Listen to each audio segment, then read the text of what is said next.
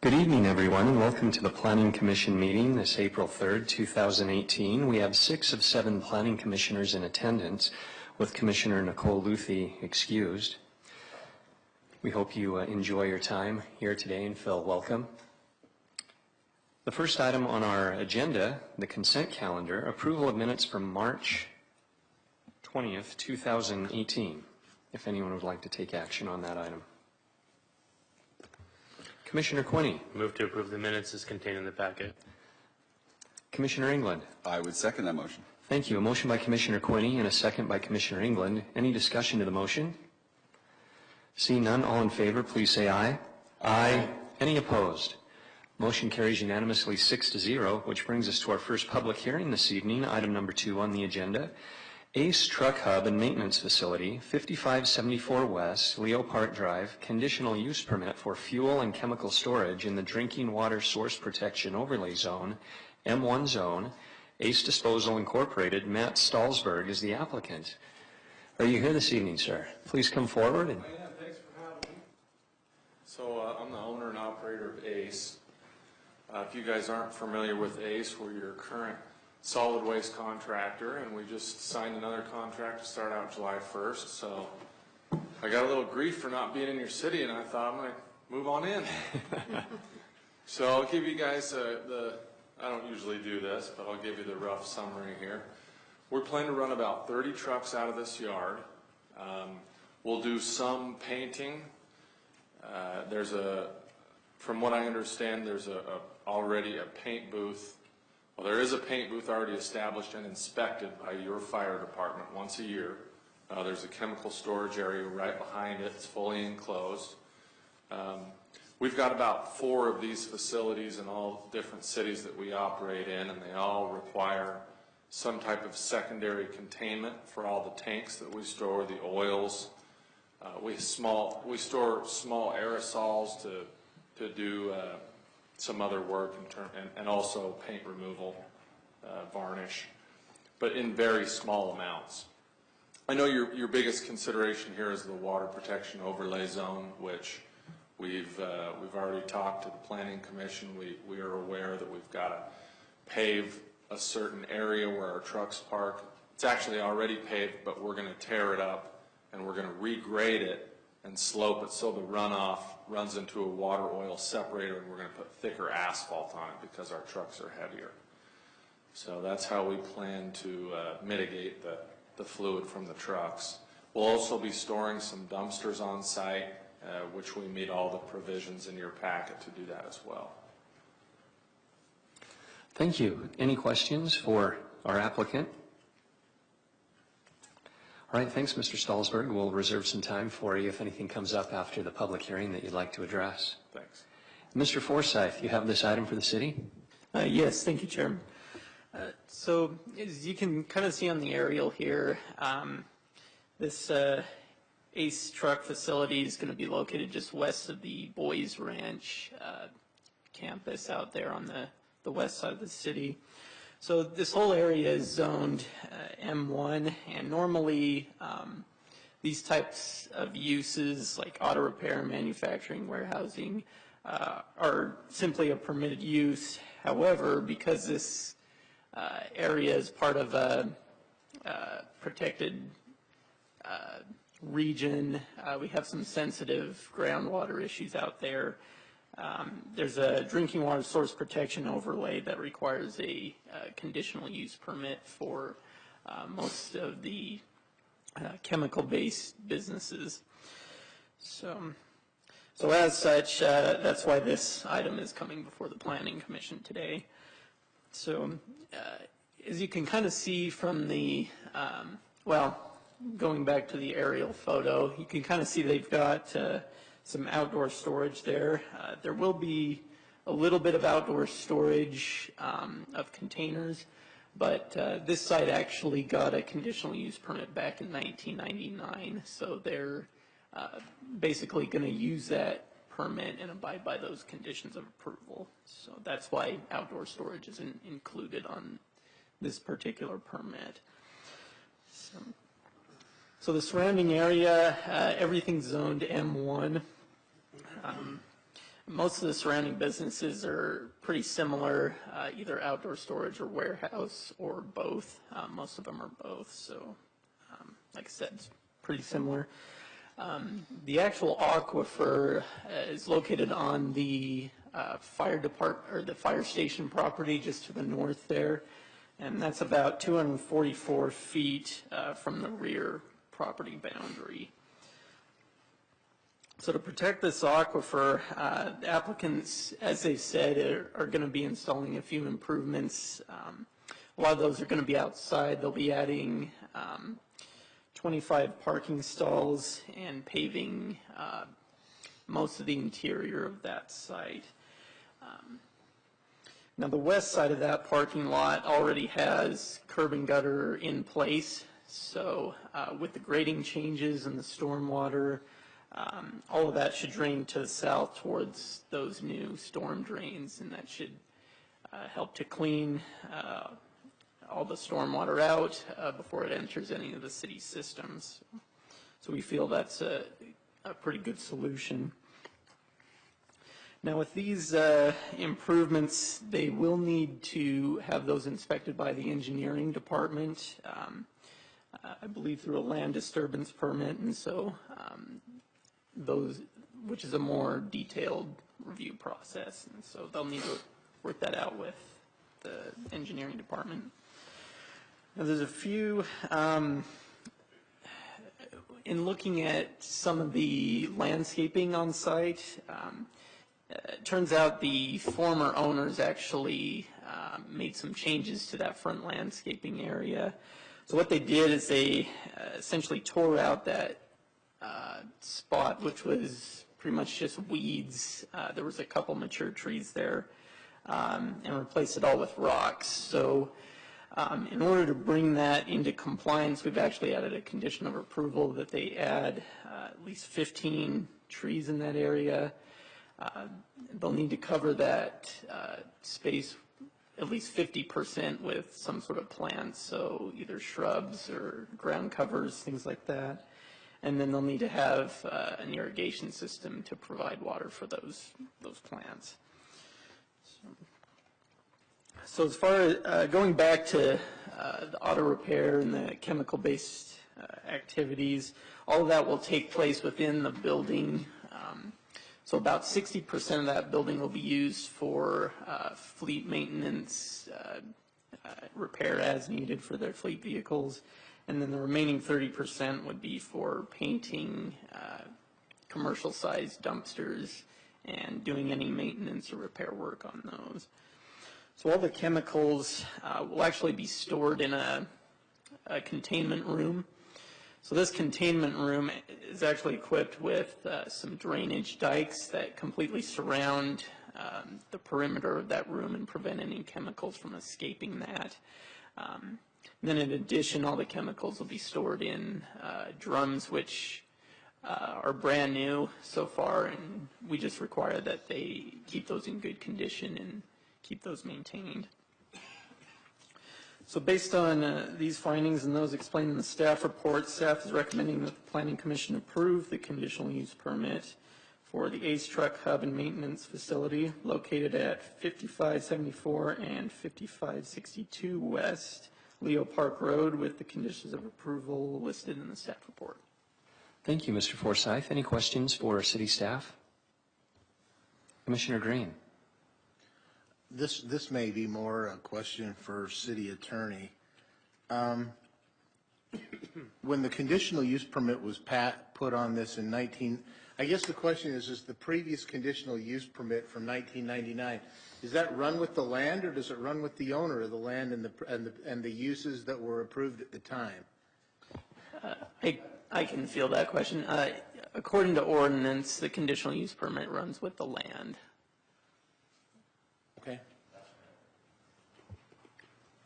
Thank you. And Mr. Forsyth, we were talking in the pre-meeting a bit about the types of trees that could be installed. Is there any ordinance necessitating evergreen versus deciduous, a little bit easier cleanup and then yeah, it's they green year round. They should be street trees that are on our street tree list that's approved by the urban forester, so we can get them a copy of that.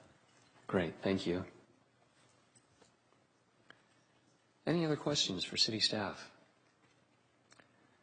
Seeing none, we'll move to the public hearing. Anyone that would like to speak on this item, please feel welcome to step forward at this time.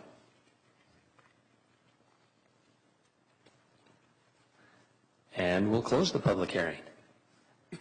Coming back to discussion with the planning commissioners leading to a possible motion. Commissioner Green? Can I just ask one more question? Somewhere along the line, and I'm trying to see if I found it, but it talks about the hours of operation being from like 3 in the morning on, 2 in the morning on. Is that going to affect anybody around it at all? Do you? Well, the nearest residential area is east of the Boys Ranch, so they're pretty far away from any residential area. I'd say at least a quarter of a mile.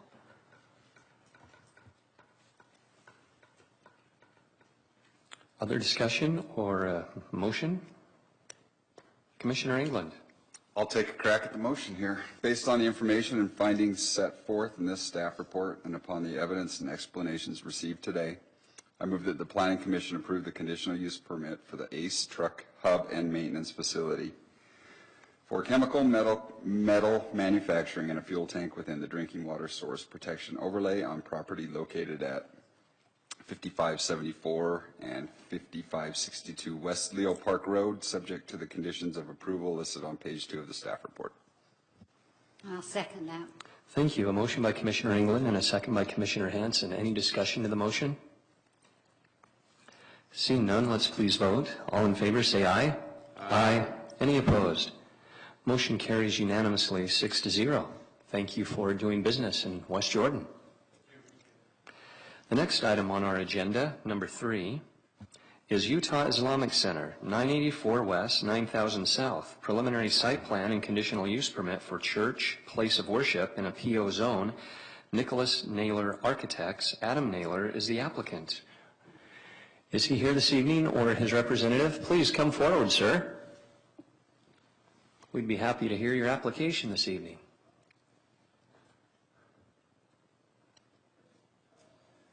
Good evening, Commissioners. I'm Russ Naylor. I'm Adam's father and one of the principals in our firm. And he's on vacation with his kids during spring break, so Great. I get to come and talk to you folks tonight. I was kind of expecting that we'd get a staff report, but I'm happy to explain the project to you. We'll have that after your okay. presentation. All right, well, I'll try to keep it brief then. This is a religious facility, and I have to admit that it's been a unique opportunity and a lot of fun to work with the folks that will worship here. And the imam for the center is here with me tonight too, if you have any questions of him. But talk about a steep learning curve to learn more about their religion and the kind of facility that they need to be able to worship as they want to. We're talking about a facility that's 2 stories, approximately 7,000 square foot of floor.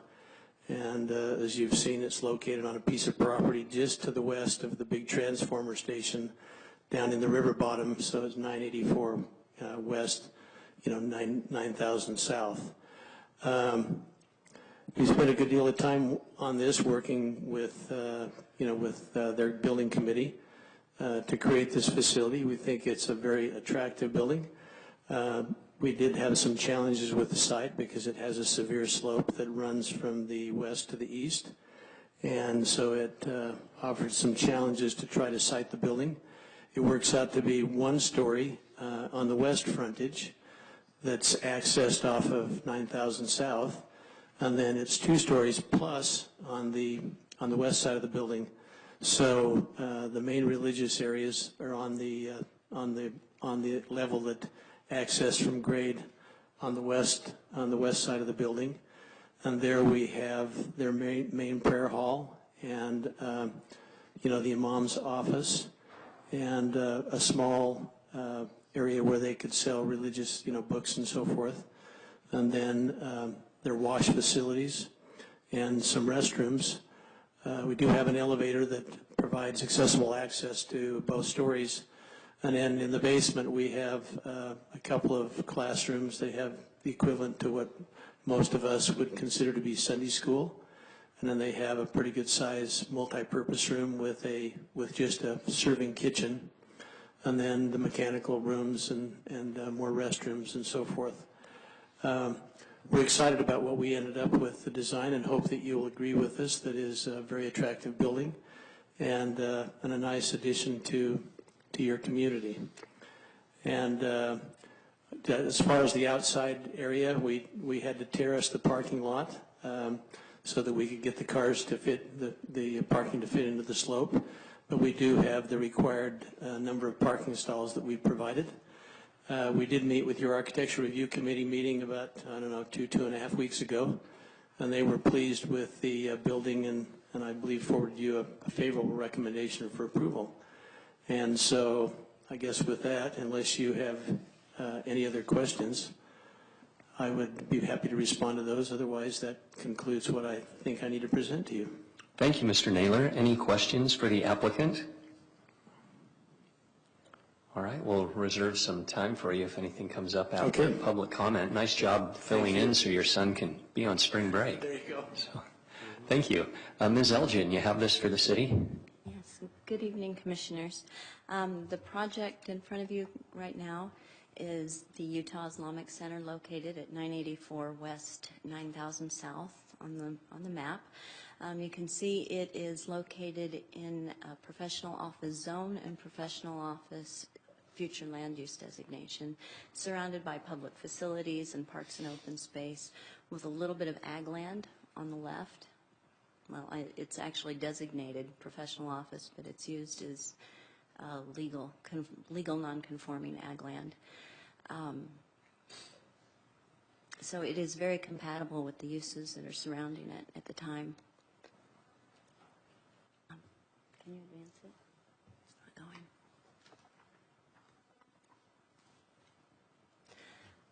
Okay, this is the site plan, just for your reference and discussion. I would like to point out that the setback on this is just over 31 feet. They're required 20 feet, but there is a possibility, and we don't know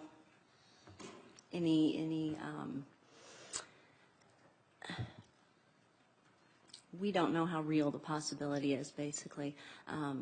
UDOT may come in and take quite a bit of land, so they moved the building back in setback, so it'll still have a good setback from the street if they choose to widen 9,000 on the north side.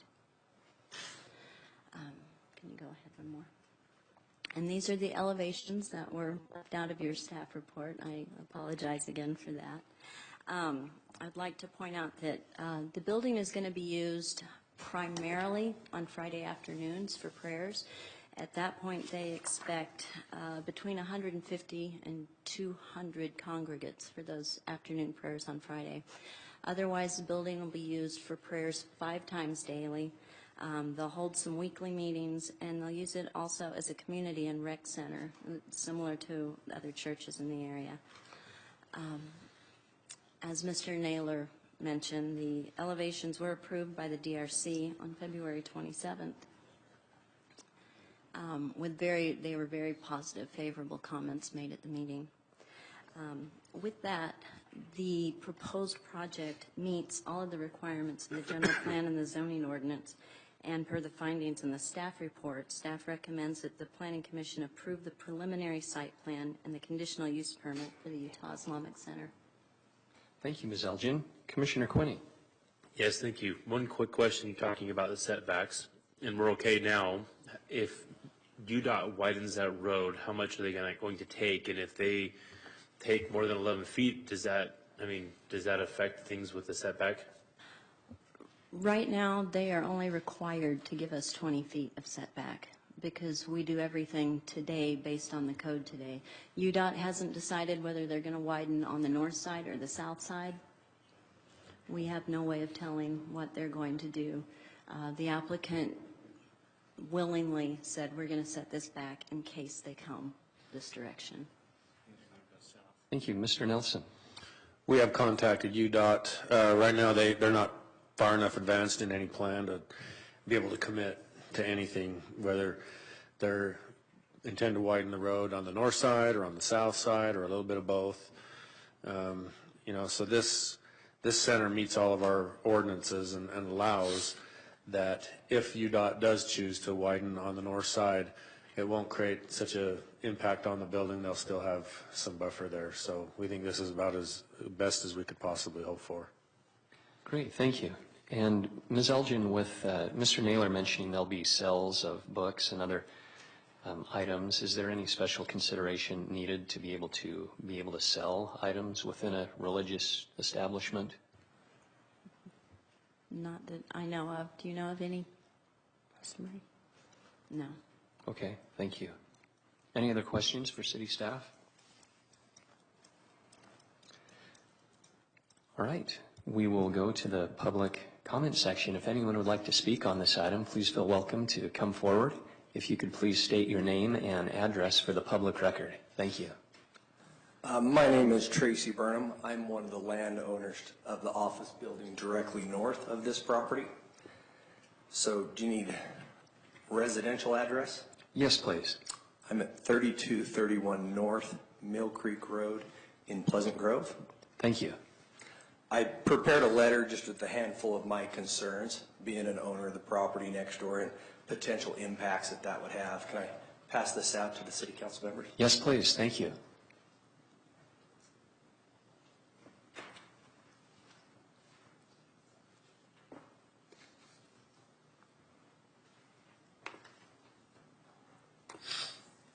On the very bottom, it just, clearly states that, we do not, oppose a religious center in West Jordan. We have no issue with, different religions and are very open to that. We just have concerns. A few of those have already been mentioned, with the road widening would be my number 2. But on number 1, currently the zone is zone professional office. We felt that the zoning is not consistent with us as a current tenant. We fit, and we felt the religious purpose did not connect with that. We also, it was already mentioned before on number 3 about the slope on the property, which they've done some things to address that. Number 4, the engineering office at PEC that is my tenant on that building was asked at one point to do the geological test and study of the property because the property was filled with a lot of fill material to the point of up to 10 feet of material. So we feel that there's some impacts that need to be addressed geologically of some building potential and building failures that could happen. With the HOA, there is some shared parking on the site.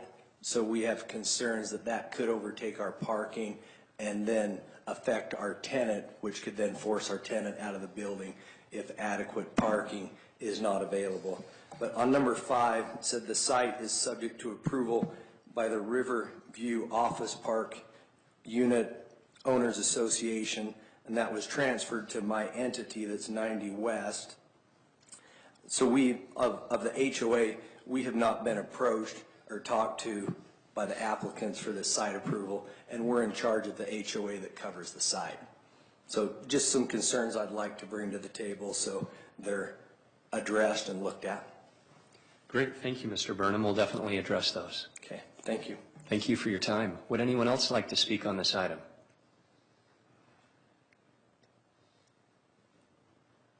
Seeing none, we'll close the public comment section, and let's redirect this to city staff.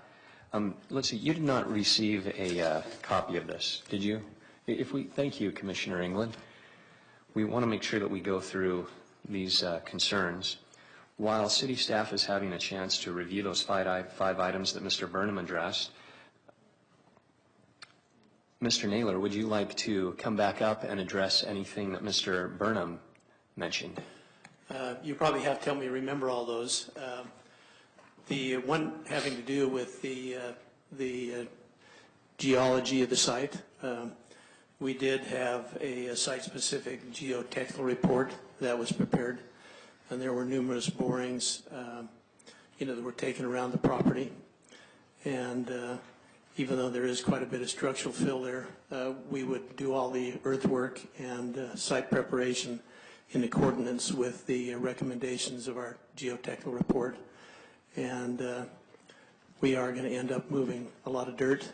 So in a lot of cases, even if it is 11 feet or so, we're going to probably end up removing it by the time we build this building into the hillside. We found the other one that was kind of interesting to me that we found after we got into this, we were advised by the city staff that this piece of property was not part of the subdivision that incorporated the office building. And indeed, there is a minor subdivision amendment that gets this lot recorded. Now, whether that has any impact on whether we're part of their HOA or not, we were certainly not aware of from the information that we worked with as we developed this site plan, that there was an underlying HOA that we had to work with. So if that turns out to be the case, then it would be a matter of our ignorance rather than, not being willing to work with our neighbor. We certainly would be. Let me see if I can address the rest of these. It's my understanding from the zoning ordinance that a religious facility can be in any zone in the city if it's permitted by conditional use permit. So your staff will have to let me know whether our understanding is correct there. The street widening was addressed, and we've gone, we think, the extra mile to move the building as far as we possibly can and still have it not impact the other improvements that we're required to have on the site. And, if UDOT takes part of it, we understand. And if they take more than the 11 or 12 feet that we've allotted for that, then it was our understanding that we would just have to be considered to be non-conforming, whatever. But we think that certainly our building's far enough away from the street that we could accommodate what UDOT, might need in the future. So, let's see. Site topography we talked about. The geotechnical comments we talked about. We understand that there is a shared parking arrangement, and I might also point out that the church, the mosque, also owns the property that's on the north side of the office building, and so we do have room if we needed to create more parking based upon the attendance at the facility. That we have a fallback plan, and as was pointed out, really our peak time is like Friday afternoon, and minor parking requirements, throughout the day, and any nighttime activities and so forth we would anticipate would be after the normal business hours of the office building. So, did I miss any? I think that's comprehensive. Commissioner Green, do you have a question for Mr. Naylor? I was just buzzing in. Okay. What I'd recommend is you complete your public hearing process first before you deliberate, but. And we did. Did you finish it already? Yeah, we did. I don't think you ever closed the public hearing, so. Oh, Did you not close the public hearing? I apologize. I thought I closed You it. may want to just make sure that there aren't any other. Oh, we did close it. Okay, good. All right, thank you. I was very sneaky. I did it under my breath. Yes, Thank you. We closed it. Thank you. Okay. Thank you, Mr. Naylor. So going over to city staff, Mr. Nelson and Ms. Elgin, would you like to address whoever wants to go first, anything engineering-wise with item number 4, geotechnical concerns, and number 3, topography? I think we've already covered number 2 with UDOT, and then Ms. Elgin on the professional office, having a religious institution in a professional office zone. I'll just say regarding the geotech, that Mr. Naylor was correct. They do conduct a geotechnical study. Part of that is the evaluation and recommendations for foundations based on the type of building that's proposed. So that Geotech is also provided and by requirement to the building department who reviews the building permit. And so, I think that's adequately addressed. Okay, thank you. So that's items number 3 and 4 and number 2. So, Ms. Elgin, anything else with item number 5 and number 1? Just like Mr. Naylor mentioned, the church or place of worship use is allowed in the professional office zone district with a conditional use permit, which is in front of you tonight for approval. The parking, they do meet their minimum parking requirements, and that was one of the reasons they didn't move the building back any further, was because they didn't want to take out any parking. And as he mentioned, they do own that other parcel to the north, so that could be implemented when needed if Friday prayers went and got too big. As for the HOA approval for the project, this commission in 2014 approved a conditional use permit, and in staff's research this time, we didn't see anything at that point that required an HOA approval, and we didn't see anything now. That's something we may have to look into. If Mr. Murray? I could actually chime in on that one. So there is a federal law called the Religious Land Use and Institutionalized Persons Act, which actually prohibits cities from instituting any kind of regulation in this regard, including an HOA being able to limit religious institutions from placing a building. So even if the HOA has a provision, it's null and void and preempted under federal law. So it's basically irrelevant. We don't really care if the HOA exercises jurisdiction or claims that their bylaws or CCNRs have jurisdiction under federal law. They don't. They're preempted. And even if we had a city regulation or ordinance to the contrary, it would likewise be null and void. So effectively, it's a non-issue, the HOA issue. And then in regard to the conditional use permit, there's been no evidence presented that there's no way to apply conditions in a way to make it work. That's the only way that you could deny a conditional use permit, is if there's simply no way to impose conditions that would work. So that also, in my view, is a non-issue. It's clearly a conditional use for this zone in the zoning ordinance. Those are both non-issues. Thank you, Mr. Nelson, Ms. Elgin, and Mr. Murray. Commissioner Green. Well, what I was just going to do is cover a couple of these as well. In number 1, the landowner that testified uses the term spot zoning. We are not spot zoning. This is a conditional use permit on a piece of land that the church is permitted, or the place of worship is permitted, and so we're only doing a conditional use permit. This isn't a spot zone. We're not changing the zoning. This is a permitted use as long as we have the conditional use permit.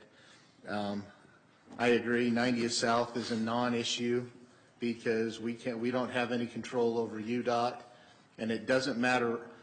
I'm of the perspective that it doesn't matter what goes on this piece of land. It's going to be something that's similar size, similar nature, whether it's a place of worship or a small office building. It's probably going to be about to maximize the costs on the land and the construction because of the geotech. It's going to have to be that big, and it's going to have that much traffic, and that's just the nature of life. And I was going to say, I'm not a land use attorney, but I'd have a hard time believing that an HOA could even reject a usage when a property owner owns the property. And given the federal law that we've heard about, I haven't heard anything that says that this would violate any sort of conditional use or would not be appropriate for this particular piece of land. Thank you. Any other comments? And we've closed the public comment section, so we wouldn't be able to go back to that unless anyone feels that any additional comment should be had. Commissioner Drain? I'm going to move that the Planning Commission approve the preliminary site plan and the conditional use permit for the Utah Islamic Center located at 984 West, 90th South in the PO Zone District, subject to conditions 1 and 2 on page 2, on the top of page 2 of the staff report. Commissioner Quinney? I will second that. We have a motion by Commissioner Green and a second by Commissioner Quinney. Any discussion to the motion? I think maybe just to be good neighbors, if Mr. Burnham and Mr. Naylor would just reach out to each other across the aisle there, as it were, just to be good neighbors. We appreciate both sides, and we want to make sure that we give deference to all opinions here. That's why we're here. Thank you. Any other comments besides mine? All in favor, say aye. Aye. Any opposed? Motion carries unanimously, 6-0. Thank you for being here in West Jordan. That brings us to our next item on the agenda, number 4, Platinum Car Wash Zoning Conditions. 9035 South, 1300 West, amend ordinance number 17-26, removing all zoning conditions in a CGZC zone. Winder Real Estate Incorporated. Alex Winder is the applicant. Is he here this evening? Come on down. You're next up.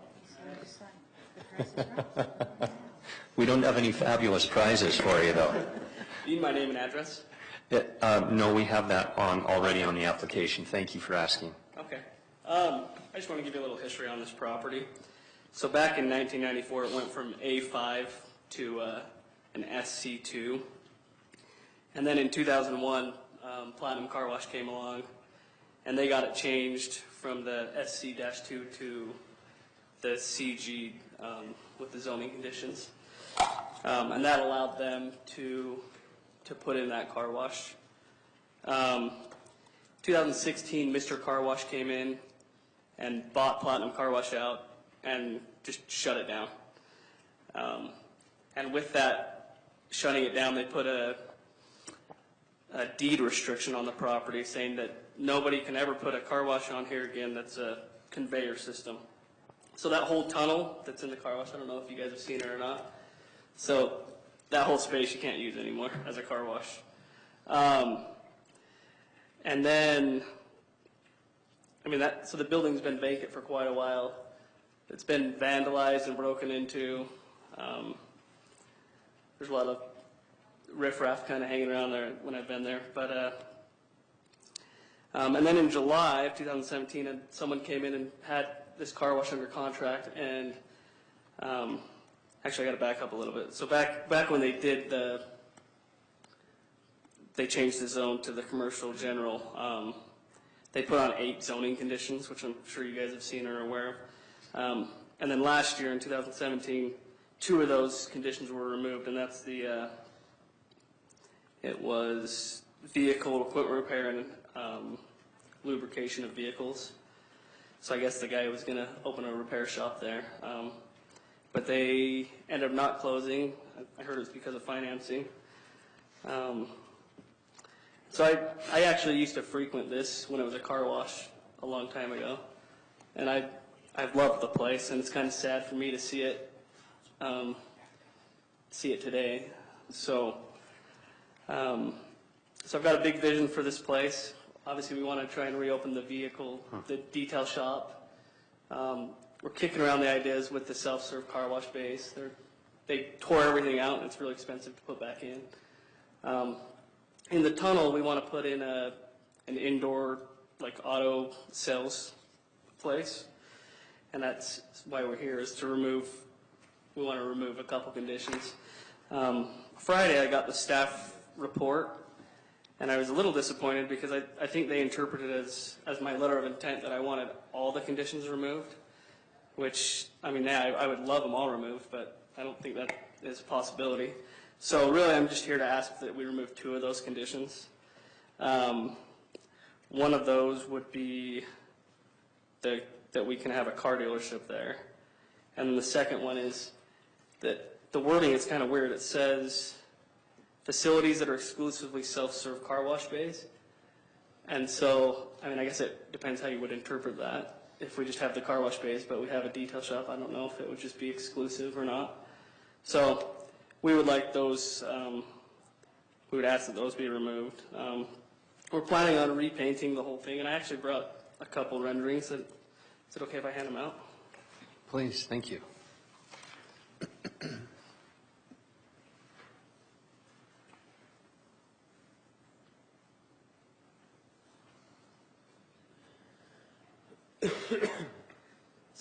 So our plan is to repaint the whole thing and just kind of give it a facelift.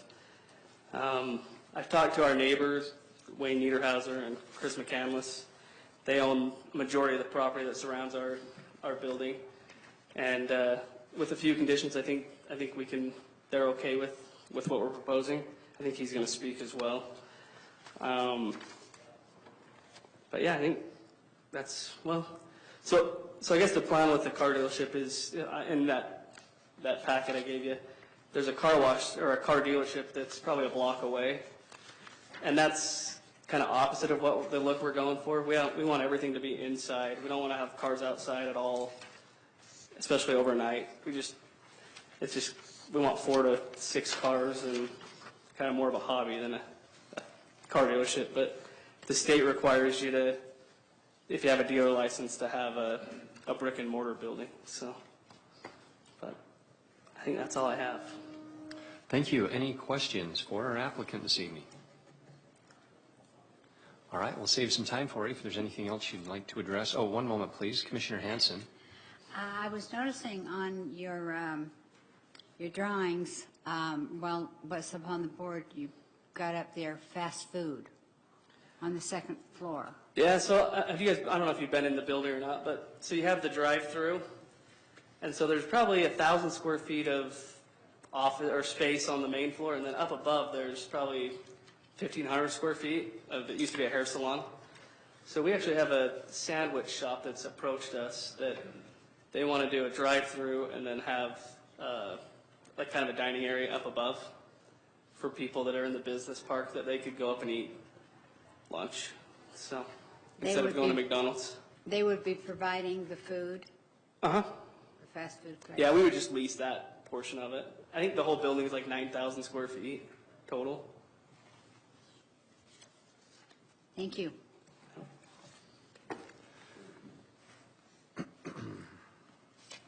Thank you. Mr. Page, you have this item? Yes, thank you, Chair. This property is actually just 1.24 acres, but part of the zoning conditions encompasses like 5 parcels that are 3+ acres. So this application is actually just for the 1.24, and as Alex mentioned, that he really would like to see the opportunity to sell vehicles and to have a car wash at this facility and a detail shop. But he threw out the idea of removing all of the zoning conditions as a possibility. Staff's recommendation is that that's not a good idea to remove all the zoning conditions because we're told that would not be in conformance with the general plan and with other adjoining properties in such that this property, being 1.24 acres, is just a section or portion of the 3-point-whatever acres of the other 5 parcels that have these same zoning conditions. The general plan also mentions that we should be trying to go away from the zoning conditions, so we believe it should be kind of like all or nothing, but staff can see that with a car dealership, if you will, selling used or new vehicles, that could be accomplished through a conditional use permit with the current zoning of commercial general. And a car wash could be a permitted use under the current zoning of commercial general if that zoning condition of facilities that are exclusively for self-serving car wash bays is removed. The applicant is desiring for the building that's designated for vehicle detail. It wouldn't be necessarily a paint shop, but it would just be more of just finishing up cosmetic items that doesn't include, painting. And it seems like it's clear in our definitions that what he's applying for would be fine for a car wash. We might want to put some conditions on exactly what vehicle detailing means or entails. But as far as staff's recommendation for removing all the zoning conditions under 1726, we believe that's not in accordance with the general plan or the best interest of the city. But we're glad to try to answer any questions you might have. This has been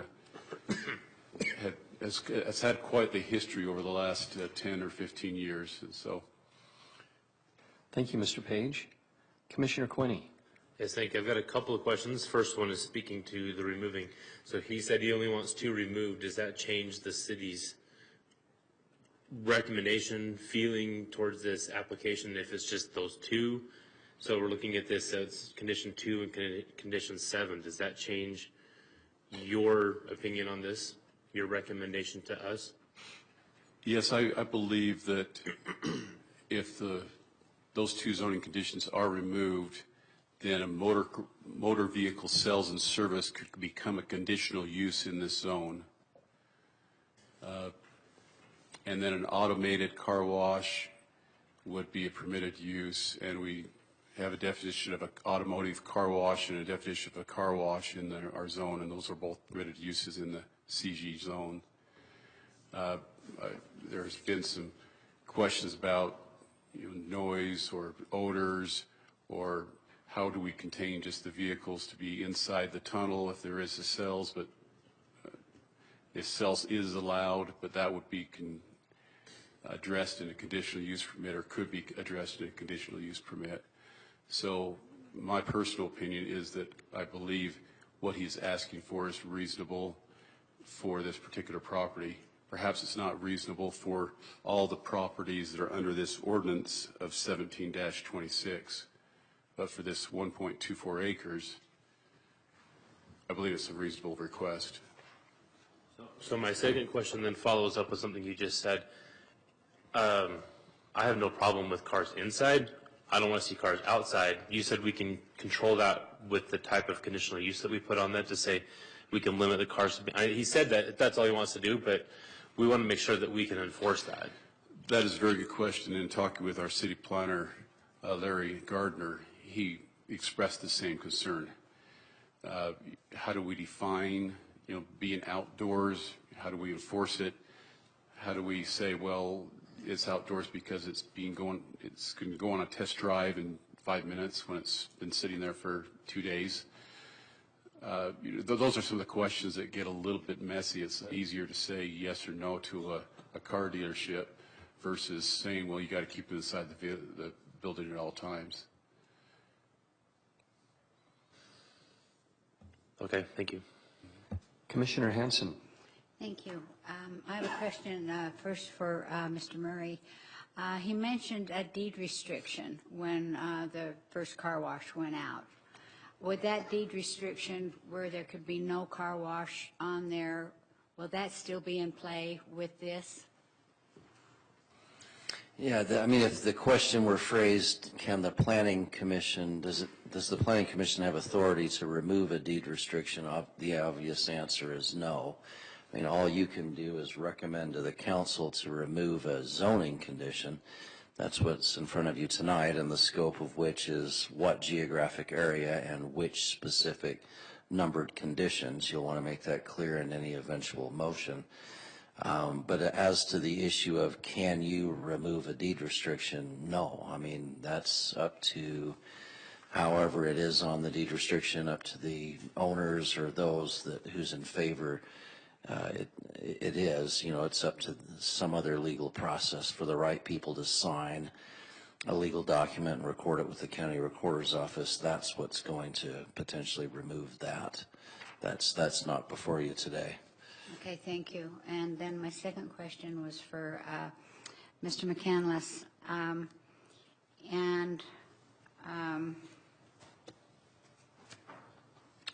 forgot the question. Oh, no, I haven't forgotten. At one time, the state law did not require us to sell new cars within a certain distance of another alike car distribution. Has that been changed? Because I know that it was lessened, but it still put us way out west to have any new car sales. And he did mention new car sales, not used cars. I am not aware that anything's changed since that originally came through. But I don't know if you've heard anything along those lines. Yeah, there is a change in the law that I think it was just about 2 years ago, 3 years ago at most, that as far as car dealerships.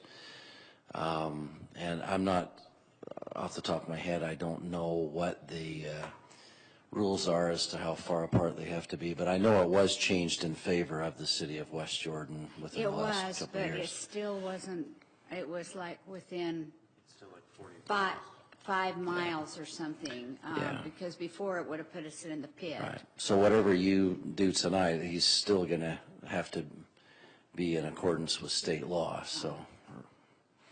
Okay, thank you. Commissioner Green. Going back to this.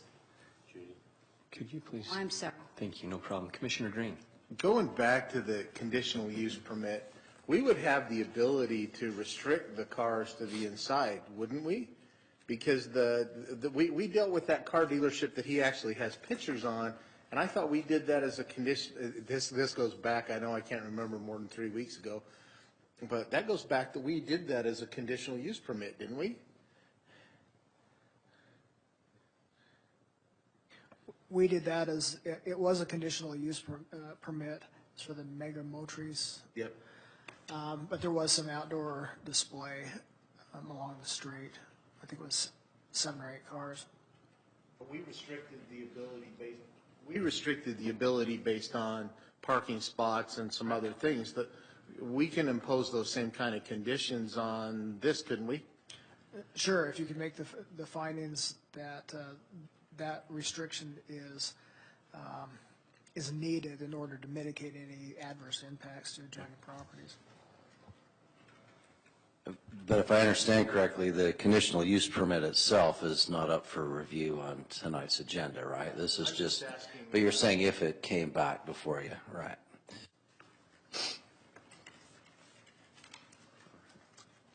Okay, any other questions for staff? Commissioner Hatch? Thank you, Chair. One question for city staff. As far as my understanding is when the previous tenant left, they made it so the drains could not work for a car wash. Is that still in place, and is the applicant aware of that? I am not aware of that.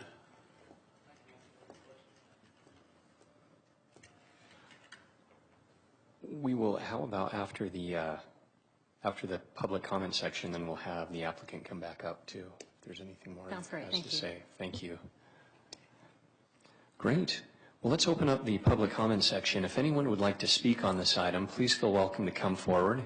Please state your name and address for the public record.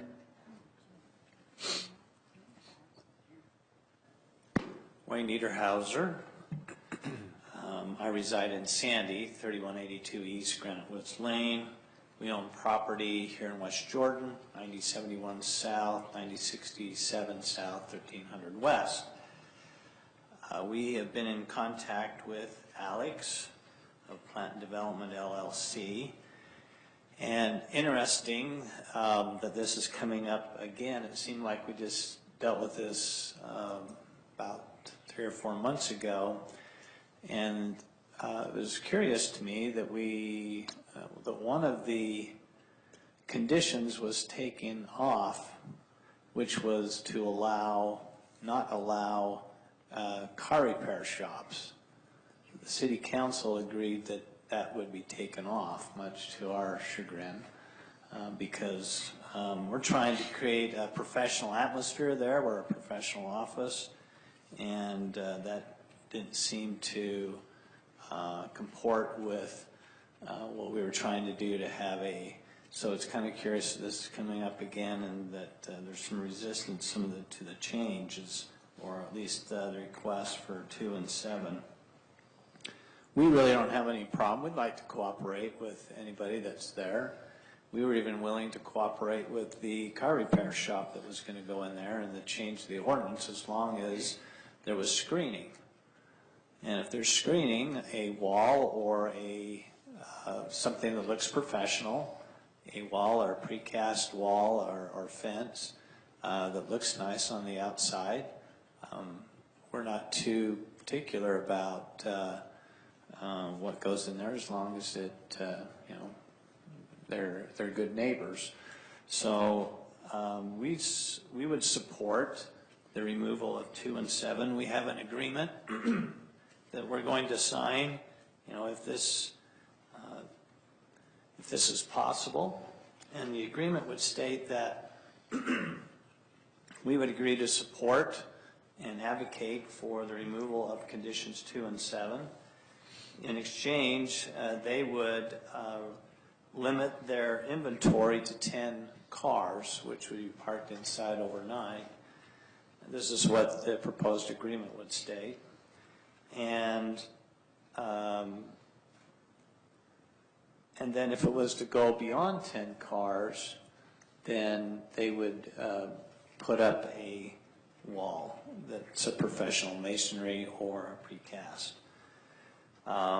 Or if their main business ended up just being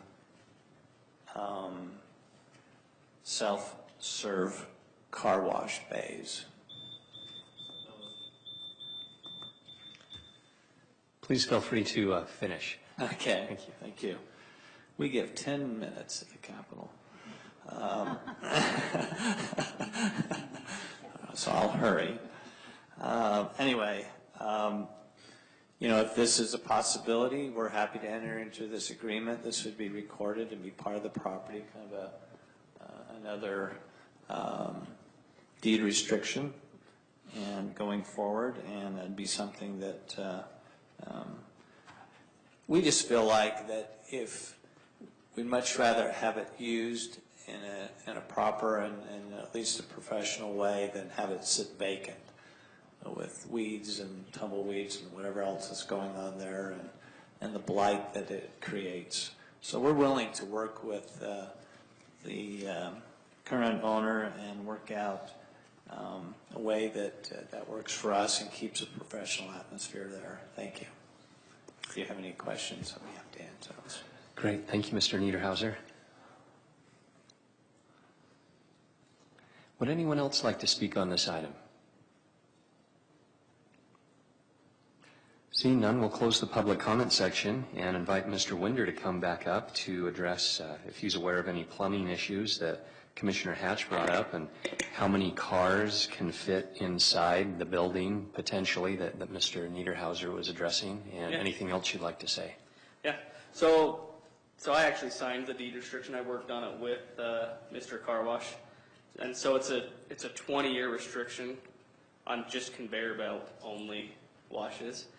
And so what they did is they put drains in where the track used to be, but then they cemented the whole track. So they wanted to make it really hard for someone else to come in behind them and put another car wash in. And we don't do any new cars. It's all used cars, mostly just Audis. So we'll just buy an Audi and put wheels and tires on it and sell it. And then, was there any other questions you need me to answer? Perhaps you could make clear, all of the repairs, will they be done inside or will they be done outside? We won't have any repairs. Sorry, any, I guess, sales? Yeah, it would be inside. Everything would be inside, and you can have, how many cars were you saying? So I think the tunnel's like 24 feet wide, and it's probably 100 feet long. Mm-hmm. So, I mean, if you stacked them in there, but you could stack 15 if you pushed it, but it'd be tight. So noise wouldn't be a significant issue since you're going to be inside? No. And it's not like, the only thing we do is put wheels and tires on them. We don't really do anything else to them. And as far as like the parking, I don't know that you get more than 10 or 15 cars if it was outside out there, just because of the way it's all set up. It'd be kind of awkward. So everything would be self-contained, parts, labor, inside? Yeah. Thank you. Any other questions for the applicant from the commission? All right, well, let's deliberate. Thoughts? I guess we could ask city staff. Mr. Niederhauser brought up the point of the council altering the car repair shop allowance. Any conversation on that? I don't remember exactly what was the concern. I believe looking through the minutes, there's reference to they didn't want a Jiffy Lube. You know, they wanted something, not a lot of oil. When I went out to the site, it looked very clean and well taken care of. I imagine that's probably the wish of everyone in this room and all the neighbors, is that it not be, junky looking or have a lot of excess oil or noise, odor, or traffic. But in our definitions of a car wash, it talks about, an establishment primarily engaged in cleaning or detailing motor vehicles, whether self-serve, automatic, or by hand. And, I would hope that that's detailed enough that it doesn't necessarily also include painting of vehicles, because that could be a whole other issue. But when we say detailing, is that, how specific is that? Is that, should we be more specific than that, than in allowing a car wash?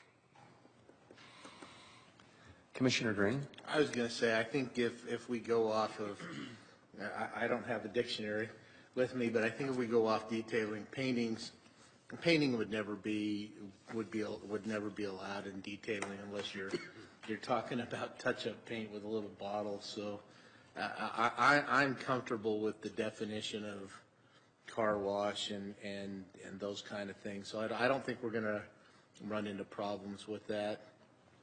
I think at the end of the day, I think I agree with Mr. Niederhauser.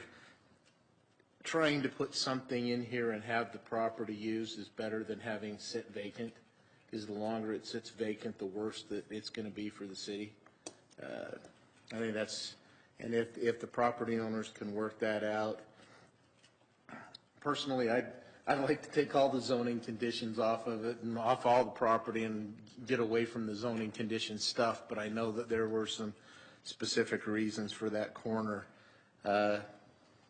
But it would actually, I agree with Mr. Niederhauser. I think it'd be a great, the more that corner's used and professionally kept clean, the better off the city's going to be, because that's one of the big corners of the city that everybody sees as they drive through. Thank you. Any other discussion amongst the commissioners or a possible motion?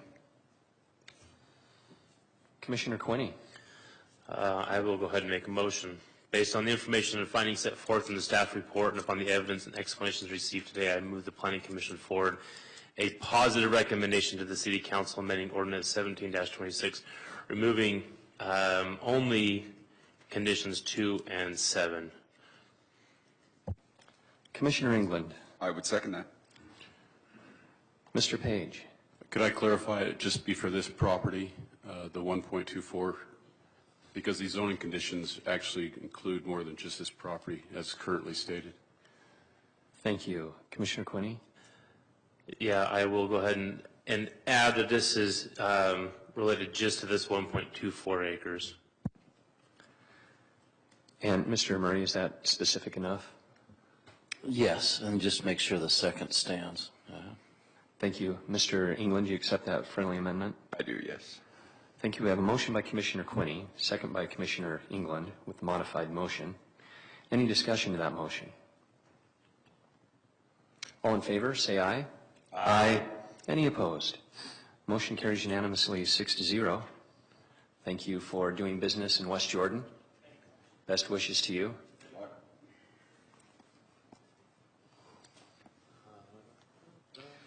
Next item on the agenda, number 5, Copper Rim, northwest corner of 7800 South and 5800 West, preliminary development plan, PC zone, CW Land Company. Colin Wright is the applicant. Thanks for being here this evening. Happy to be here.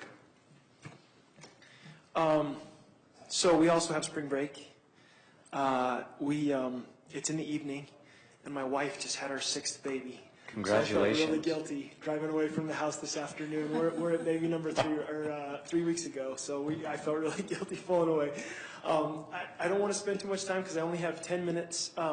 We've been here before. We've kind of been through some of these details. I'm excited to be here again tonight to kind of share with you the exciting project.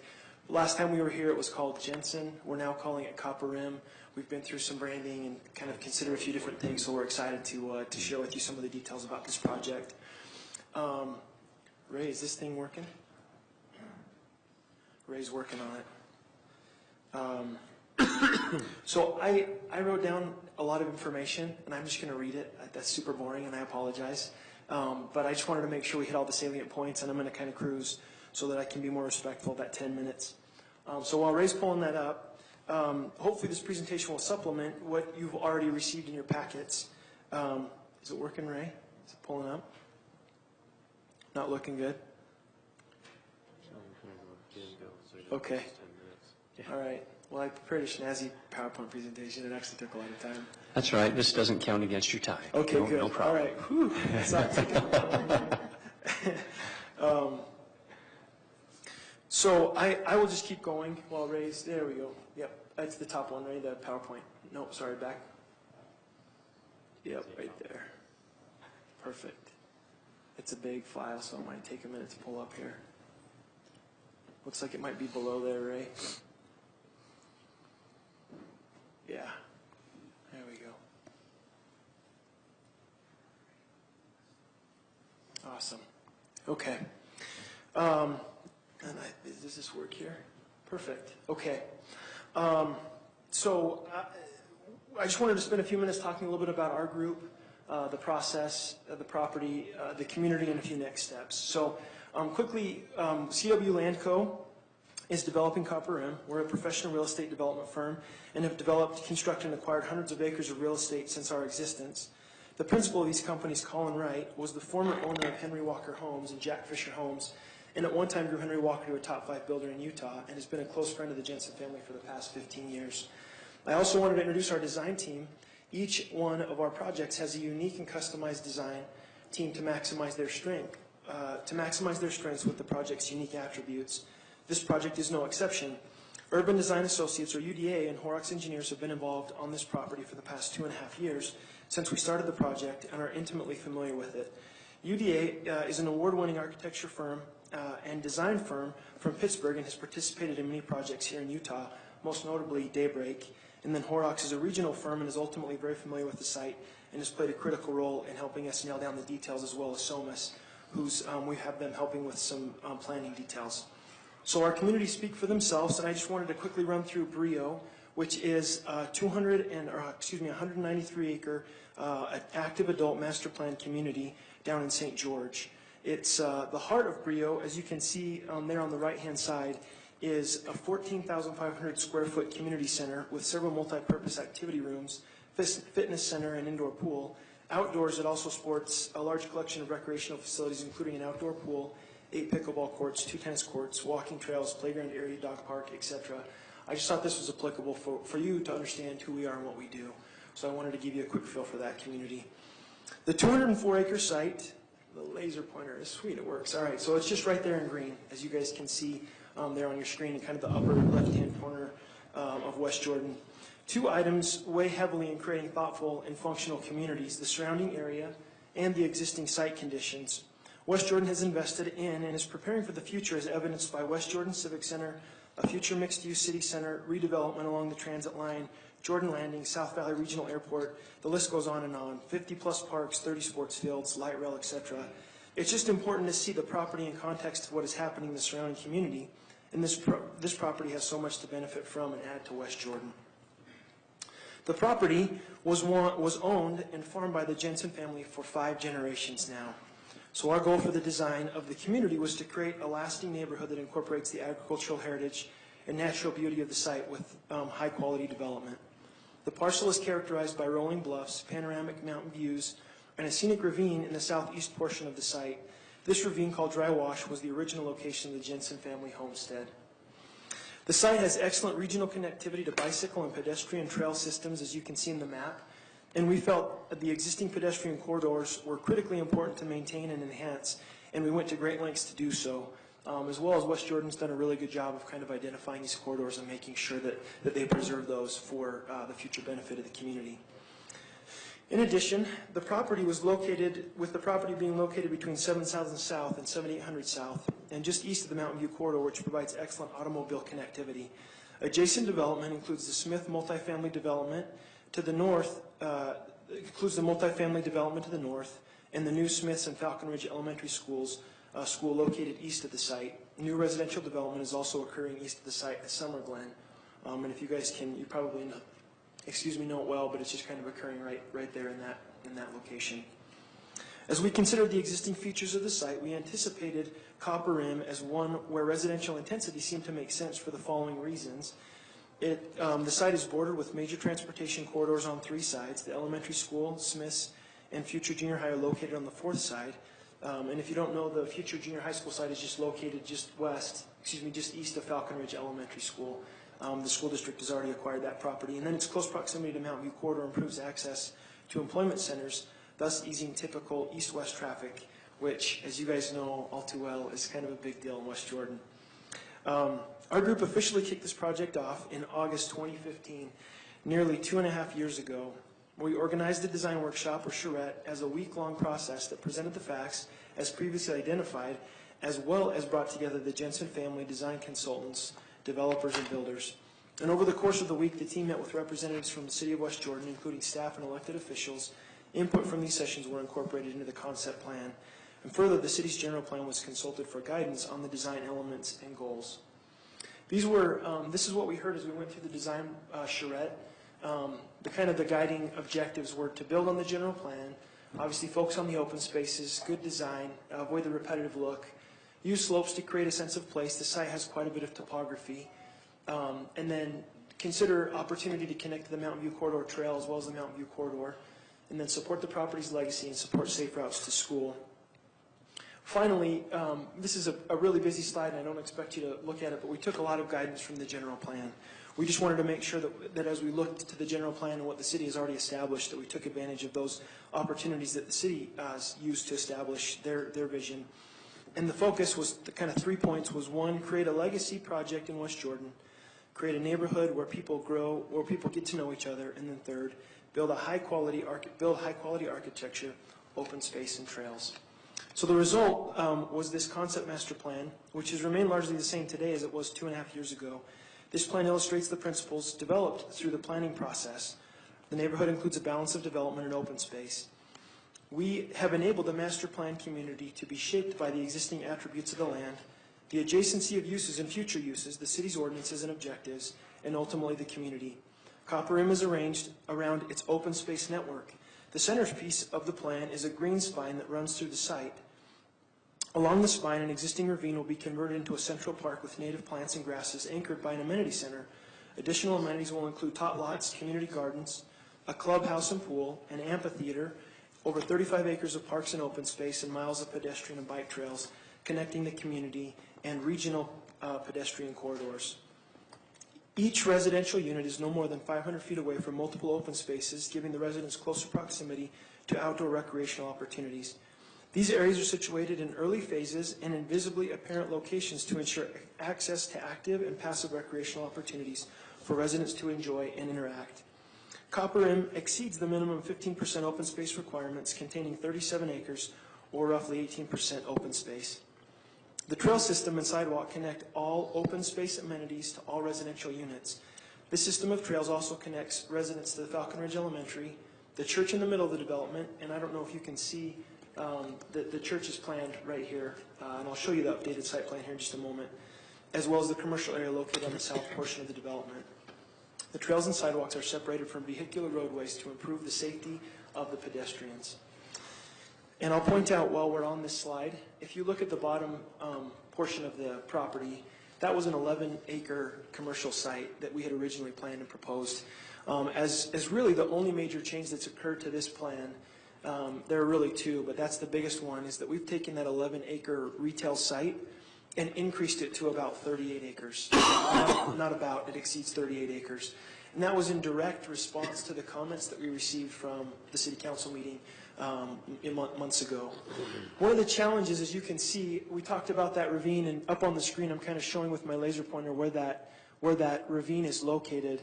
The frontage to 7800 South, access and visibility is critically important to the success of commercial areas. And so we've actually taken this and extended it pretty much all the way back to that green line right there. And I'll show you the plan in just a moment. But we felt like going any deeper than that would be difficult for the commercial users to feel like they had access. It would just be a lot, and that would cause some traffic problems. And then secondly, you've got this ravine that kind of bounds the property. And so we felt like that was a good buffer between the residential uses here and the additional commercial that we added to the site there. This is just a rendering, one of 3 renderings that we prepared, and it actually is looking in that ravine. You're kind of looking north. You've got the clubhouse there, the trails, the amphitheater here, community gardens located there, as well as kind of on the other side of the ravine. You've got the residences and whatnot. So it's kind of it's very exciting for us to consider and have kind of thought through this and now to be able to implement these changes. I'll just quickly run through the 3 different housing options. The first one are these large lot homes. They're 70 feet wide, quarter-acre lots. There are roughly 25% of all of the single-family homes built in the community will be these lots. We're calling them the preserve lots. The second is the cottage lots. These lots are 45 feet wide and are between 1/10 to 1/4 acre. Good architecture is an important element to everything we're doing here. And then these are all alley-loaded products. So the largest is front-loaded, and the cottages, these medium-sized homes are alley-loaded, as well as the townhomes are alley-loaded, which is the next residential type. And there are 17% of the homes are these townhomes, and they're again alley-loaded. So lastly, I just wanted to finish up by talking about the community. While visibility is good, we've kind of talked about some of these challenges with the commercial. Visibility is good. The alignment of the Mountain View Corridor prohibits access to and minimizes frontage on 7800 South, limiting the attractiveness of the property to certain commercial users. And so that's the commercial site. So this is the updated site plan. It kind of goes through the statistics of each one of those uses. We've got the commercial that's now been increased to 38 acres. This is a water tank that's down there kind of in the middle of the commercial area that will be built to service residences below ours, downstream from our property. It had to be located right here for pressure purposes. Overall, this project will develop from north to south with the commercial uses coming kind of on a to-be-determined basis, a market-driven basis. We've got 456 single-family detached townhomes, 93 attached townhomes, and 204 senior housing units, which is located up at the northernmost portion of the property in Phase 9. The community contains over 37 acres of open space and improved park space, as well as a church site, which is much more clearly shown just right there south of 7400 South on the institutional phase. As a whole, Copper Rim is not a typical development. Hopefully you've noticed the attention to detail that our project team has had, which will make this development unique. The actual preliminary development plan application, I think, ended up being like 100+ pages. All important details. Might seem like overkill to some of you, but we felt like that was important to maybe set the tone and make it clear what our intentions were. Since the design charrette in the fall of 2015, we have made it a point to engage invested stakeholders to understand what the community wants and needs. From the large amenitized open spaces to the alley-loaded project, this community will be more costly to build, but the sense of place will help support West Jordan's objectives for generations to come. I sincerely appreciate your time and feedback. The city staff has been professional and helpful throughout, and we have worked together and will continue to work together to resolve issues as they arise, but we're pleased that they have forwarded a positive recommendation to the Planning Commission and City Council, and we look forward to creating a community that will be a lasting legacy, adding to the rich fabric of West Jordan. That's my presentation. Thank you, Mr. Wright. Questions commencing with Commissioner Quinney? Yes, thank you, Mr. Chair. First of all, thank you. This looks really nice. And I think I can speak for all of us. We're excited about this. However, I think we're all going to have some questions for you. Great. Mine deal with the commercial phasing specifically. You said that it's on a as-needed basis. You don't have any anticipation at this point of when you're going to include that in your phase plan? So it will be improved. That road in front of the commercial will be built as our first phase. So as soon as the gate goes down for these homes to be built, this is all going to be hitting the market and totally available, and we would love nothing more than to see successful commercial development occur in there. In terms of setting expectations for this from the city's perspective, how quickly that is absorbed and what the users are that come in there, we're obviously going to have some say, but it's going to be largely market driven. So I don't know if that answers your question. Sort of. But I understand that it's hard to pin that down. The other question is the connectivity. A lot of the time we see these developments in the commercial phase, it's just this piece that's just stuck there in the corner. Yeah. And they might throw one little road that goes in there. It's not very walkable. So one of the concerns that we have, that we talked a little bit about earlier, is the connectivity. How are the future residents of this development going to be able to interact with this phase? So in our preliminary development plan, you'll see that there's significant sidewalks with several access points coming in and out of here. So that would be, I guess, the vehicular and pedestrian connectivity. To answer part of that question, the second part would be this is where the majority of the amenities will be located, including the clubhouse, which will have trails that kind of go meander all the way through here, which would again provide access to the commercial phases. And then, Ray, if you'll exit out of the actual PowerPoint presentation, I put in this is a concept plan only, and it was actually included in our application. But if you go down, Ray, it's probably about 3 slides beyond, down one more, slide 21.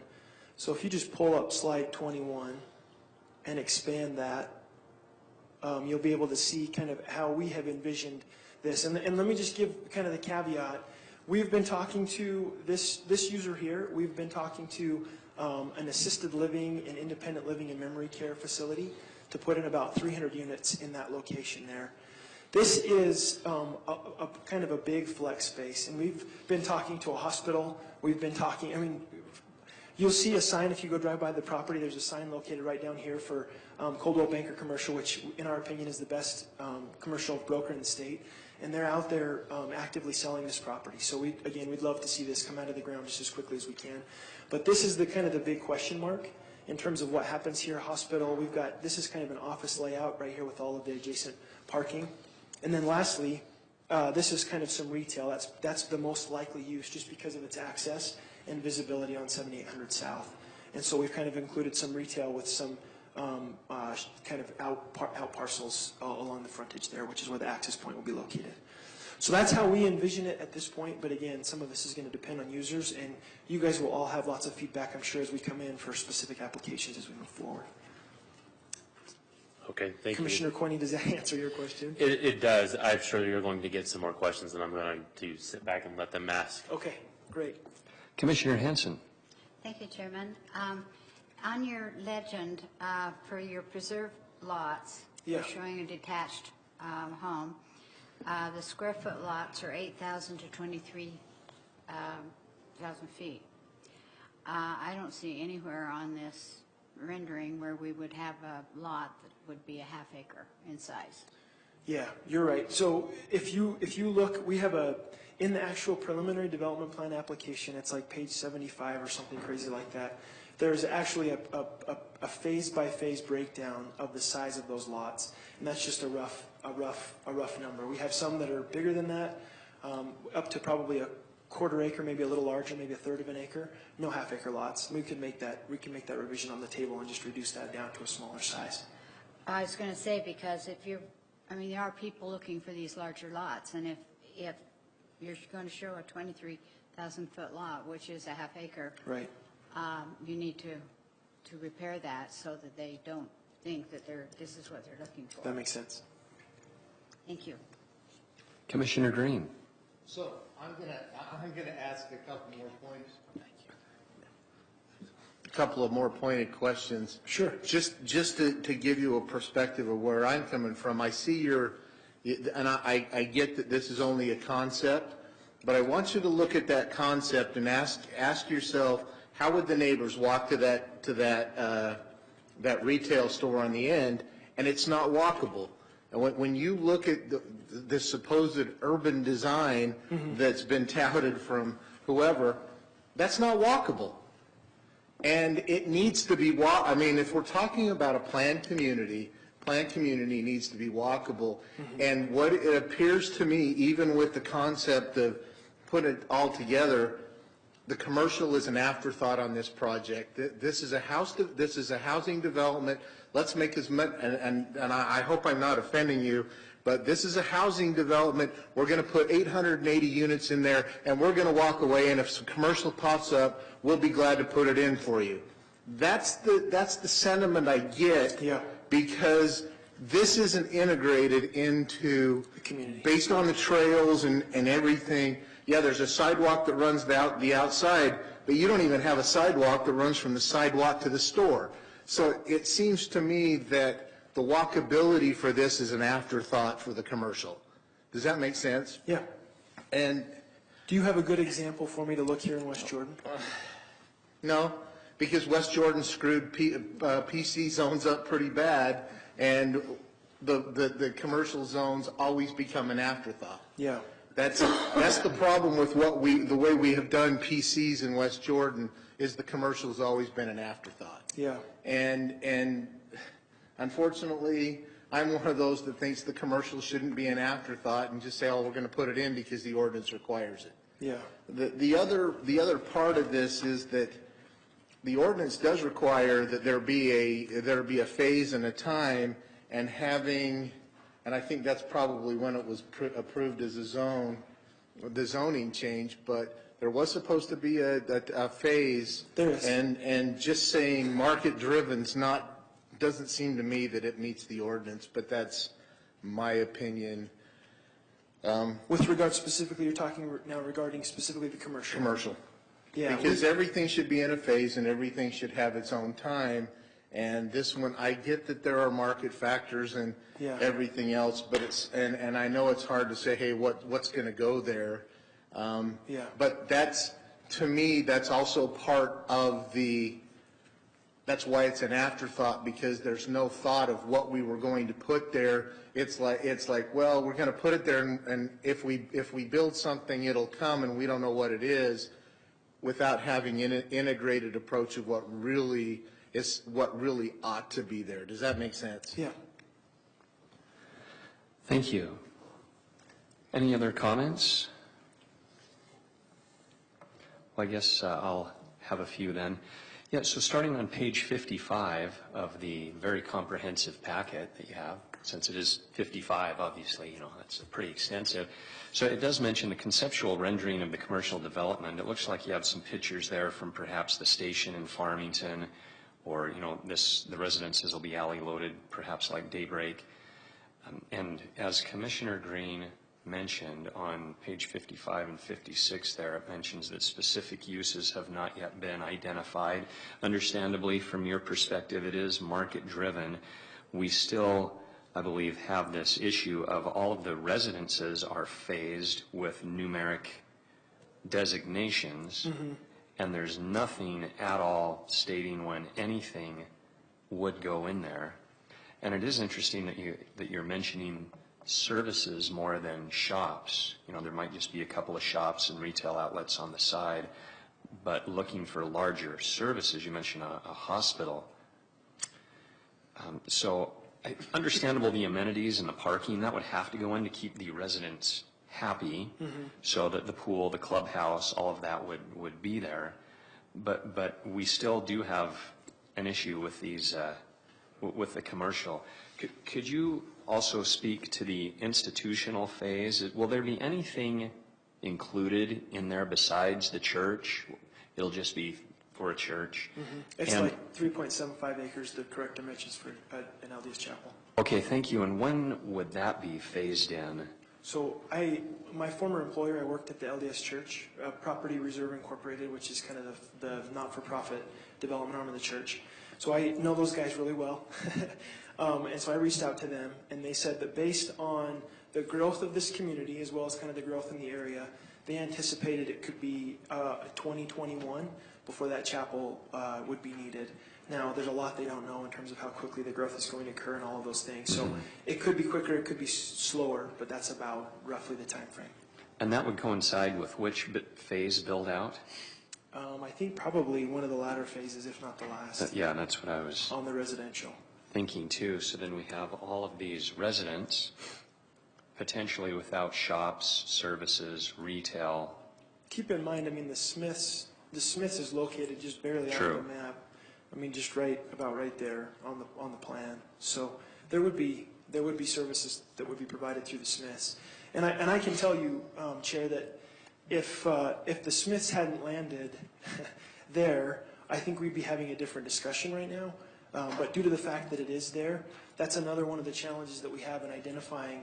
I mean, this would be an ideal location for a grocery anchored retail center, which I could provide you a much better idea of what that would be, but with Smith's being there and it being a marketplace, it's kind of like that use has been absorbed, the demand has been fed, in other words. And so it's just really hard I wish I could provide more clarity, and I could go get you a study and kind of give an idea on timing and some of that, but I've done those enough that it's just going to happen when it's ready, when the rooftops are there. Right, and we want to be respectful and understand your company's position that everything is market-driven and timing. Hopefully you understand our position that, it would just be nice to have a meeting of the minds, so to speak. Are there any other questions for the applicant at this point? Okay, we'll reserve some time for you if needed after the public comment section. Thank you. And as I'm scrolling, who has this evening while I'm trying to scroll? This is Mr. McCandless. And Mr. McCandless, within your presentation, if you wouldn't mind speaking to our questions as well that we've already brought up, if you could incorporate the timing and phasing. Thank you. I'm going to just open up the development plan here and run through a couple of things. I think a lot of it has already been addressed, some of the things, but what I need to do now is get down into some of the nitty-gritty things that might also play into yes, please. what Thank you're you. looking at. So we already talked about the total number of units, 753, number of single-family dwellings, 456, 204 units of senior housing.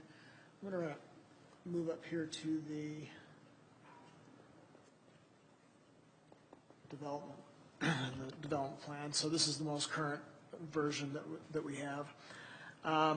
One thing that was mentioned in your packets was the fact that there's kind of a good mix, we think, of different kinds of buildings and uses.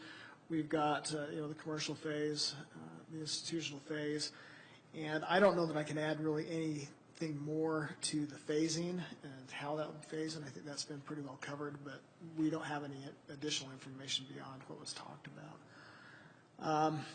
There are a number of single-family lots. We do have some townhomes that have been arranged along the open space. There are some areas where the slope exceeds 30%. Those are shown up here in the red areas, and the open space has been integrated into those. There's another little place up here where it's also over 30%. Again, that's along the wash and has been integrated in that open space. It does meet the open space requirement for the zoning district. 15% is required. I think they're providing at least 18% of open space.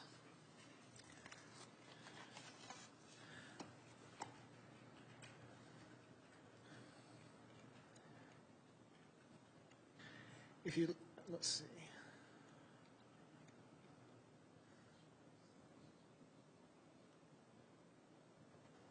I think just to give you an idea of the setbacks that are proposed as part of this development, we've got, at least for the preserved lots, which are the larger lots, we've got a 22-foot setback out in the front. There will be some of those that will have porches on them that will encroach into that 22-foot setback. So your minimum front yard setback will be 14 feet. Your rear yard setback will be 25 feet, and then 15 foot on the side yards. There's a 5-foot interior side yard. As far as the townhomes, as you can see up here on the overhead, is that all of the townhomes will have 2-car attached garages. There will be parking places for guests.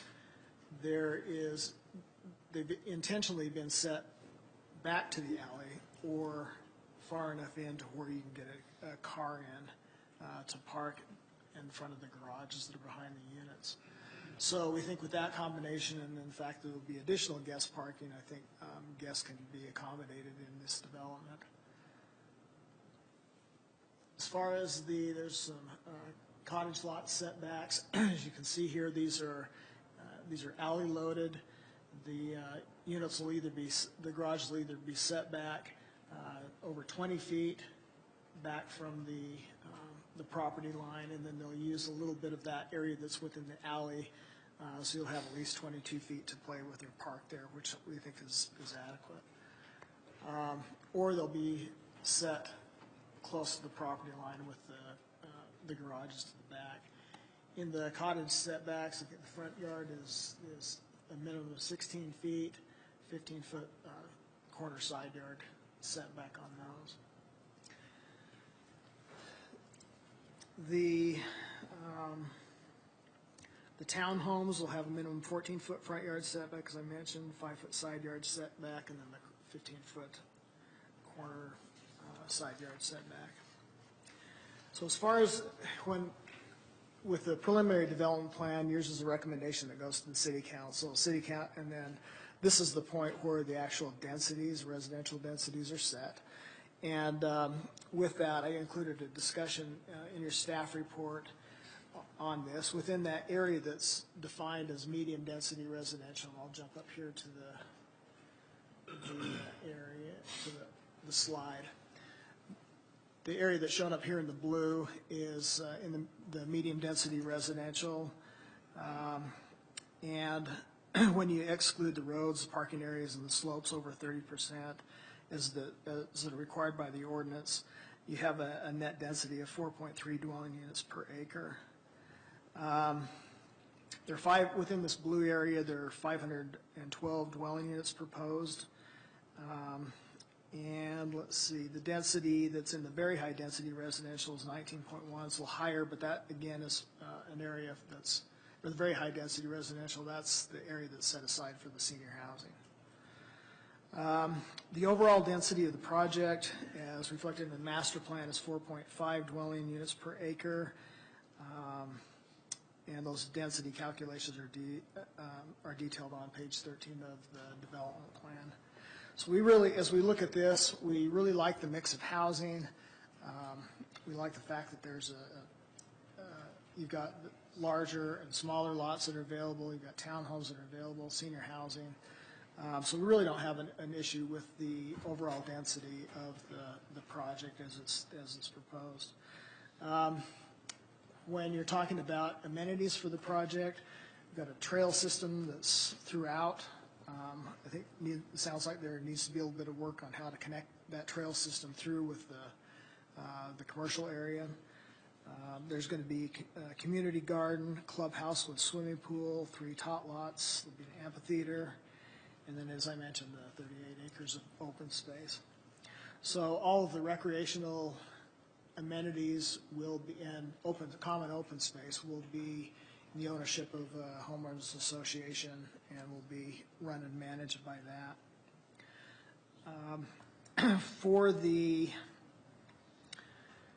For a preliminary development plan, there aren't any, as we mentioned in the staff report, there aren't any specific findings of fact for it, but just suggestions on whether or not it meets the intent of the planning or the PC zoning district. And we walked you through that. Again, as I mentioned, because we think there's a good balance of a mix of uses, we think that it's consistent with the general plan. We think it'll be overall it'll be a positive addition to the city. One of the things that I need to mention is just that when in the PC zoning district, the Planning Commission has the ability to modify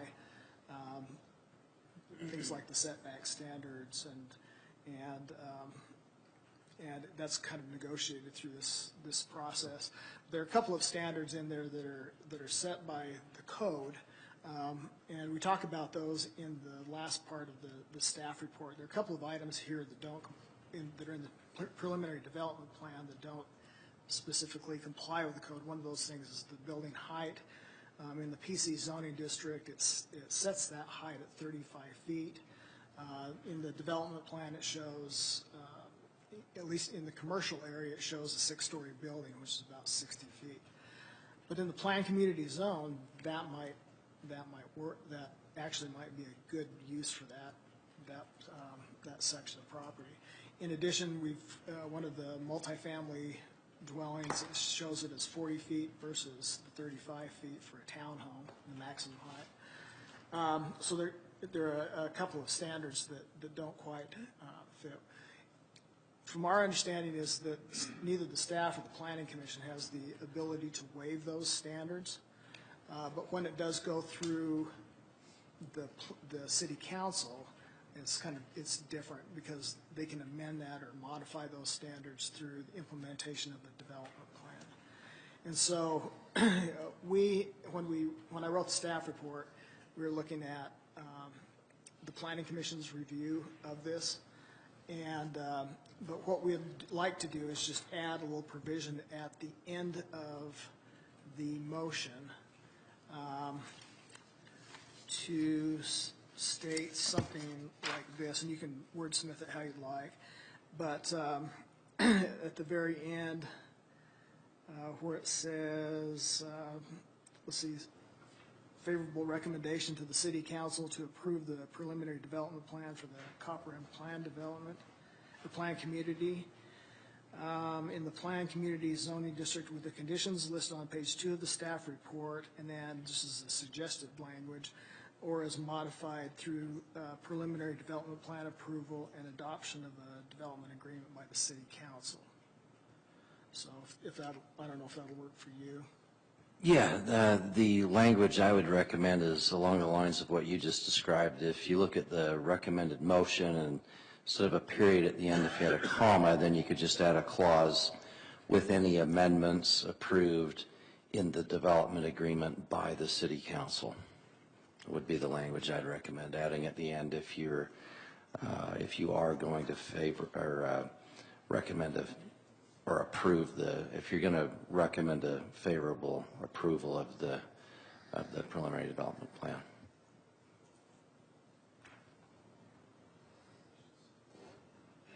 Good.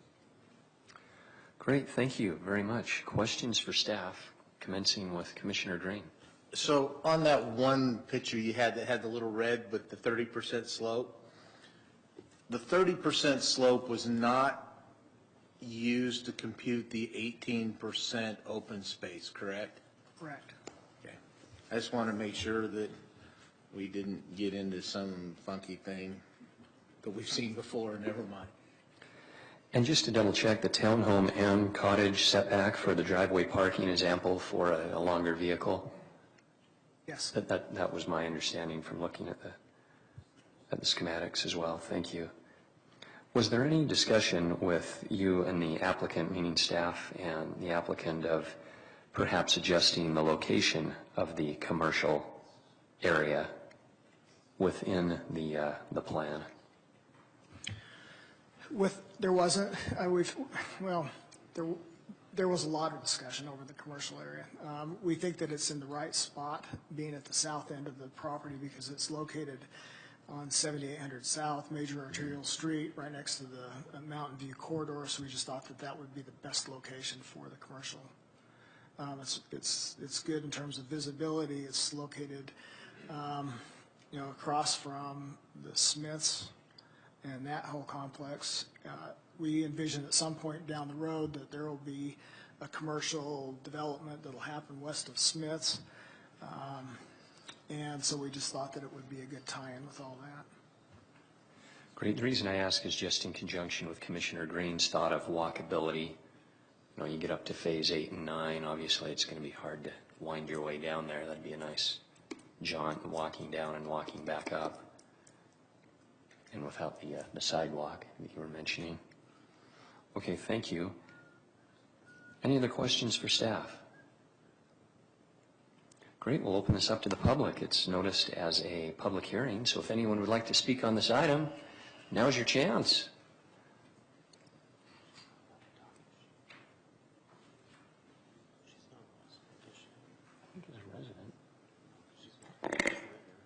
Kayleen Whitelock, 8860 South, 3850 West. I just want to let you know that the applicant mentioned that a middle school would be built there. That's not exactly accurate. The district does own property there, but that's really close to Granite District border, and so there's been a lot of discussion if that's the right location for that school. So I don't know if that will play into any of your thoughts, but that is not a given. Thank you. Thank you.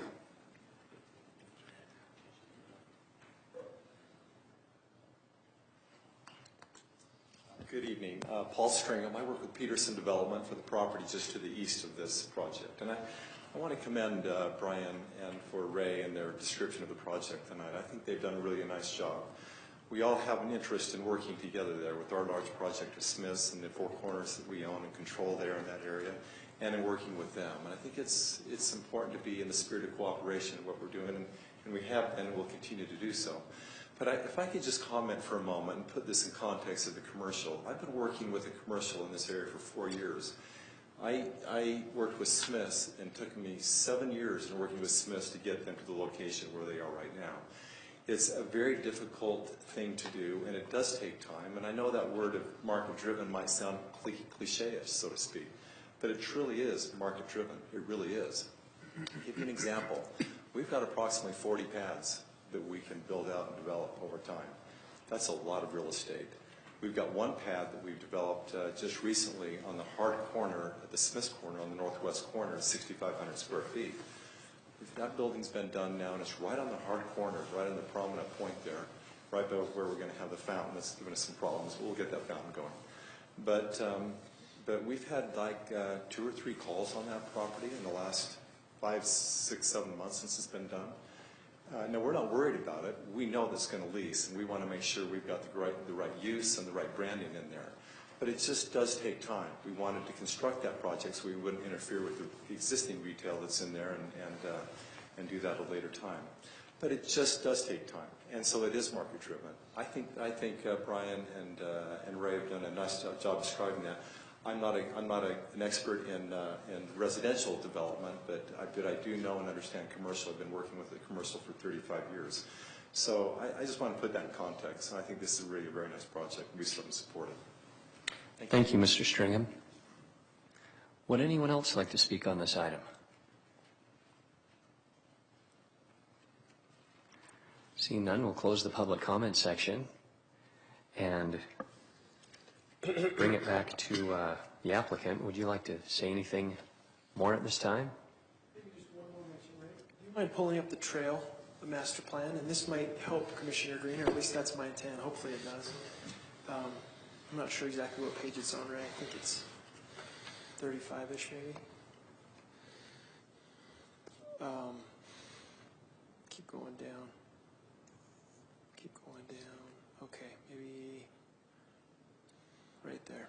And I don't know if, Ray, can you blow up that exhibit there? Especially right down here in the park area.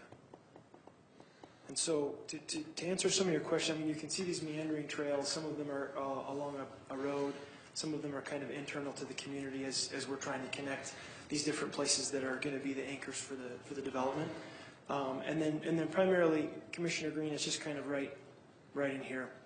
There's kind of a network of trails that kind of go through this area and provide, connectivity to this commercial development. So while it's not your typical, downtown Salt Lake or, some of these other places that we really like to go from a commercial perspective, the Station Park will probably, is that, and will probably be the same in Riverton. Yeah, hopefully this helps with some of the walkability issues that you guys are concerned about. So I think that's all I had, though. Commissioners, thank you. Great, thank you, Mr. Wright. Commissioner Quinney. Yeah, thank you. As far as the connectivity, I think that this trail system works. I don't know how else we would connect the bottom half of this in a different way. So I think this is good, and I think, based on what Mr. Stringham said, it looks like we're going to be having this piece in the middle connected at some point here in the very near future. we can create some connectivity as far as that is concerned, but I don't know how else we would make this. Overall, I think this project looks really nice, and I think that I'm in favor here. Commissioner Green. And don't get me wrong, I'm not against this project. And in fact, I appreciate the fact that the commercial went from 11 acres to 38 acres. And in fact, I have to tell you, I think that'd be a perfect place for a grocery store, because Smith is going to want that, somebody's going to want to compete with Smith's and take their money. So, you know, at some point in time, a grocery store may actually be the competitor that Smith's, you know, maybe you can figure out how to get Harmon's or somebody else to go compete with Smith's. He wants Harmon's. I think that from my point, and I see where your trails come down.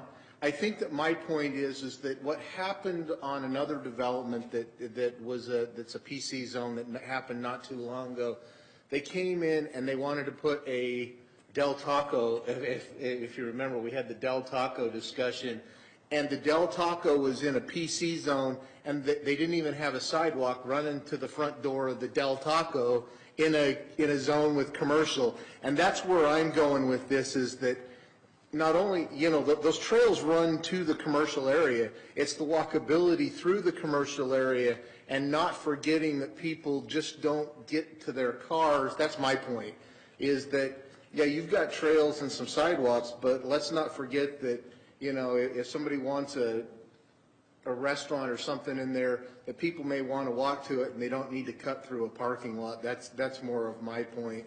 And to address the issue about the schools, we can't even consider, I don't even think we can consider the schools the way this works. So, well, I appreciate that.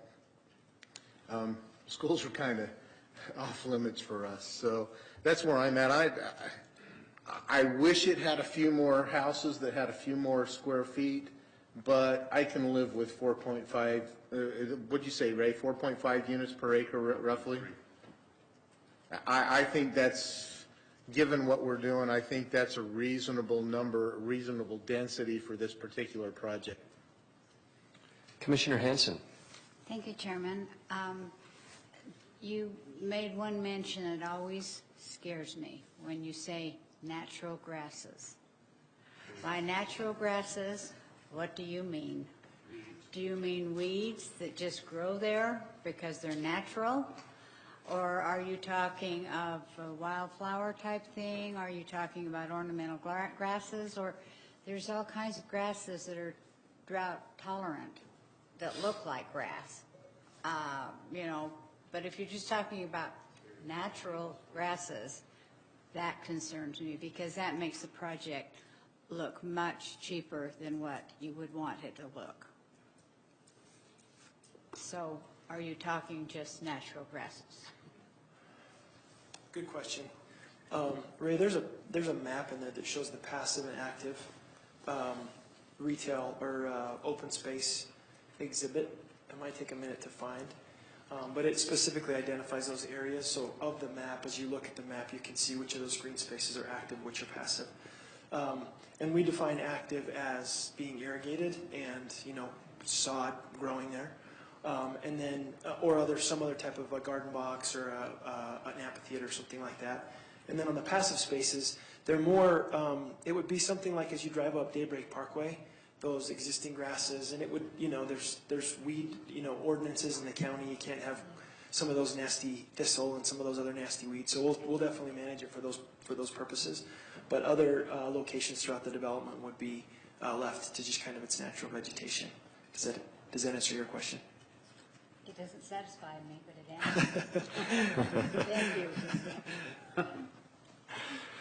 Thank you, and agreed, Commissioner Green. I really appreciate Ms. Whitelock's comment on school, but every time we've had a conversation on it, you know, the school district just mentions that they will accommodate students, but they don't necessarily need to say how or where. Is that going to be pocket busing or dual session or year-round or build another school or where it's going to be? Speaking of market demand. Speaking of market demand, exactly. Which, since we're talking about the impact of it with families, that always brings up the cars. And since Mr. Baranowski has been here all evening and hasn't been able to chime in. Thoughts on 753 dwellings and the cars and traffic that that brings?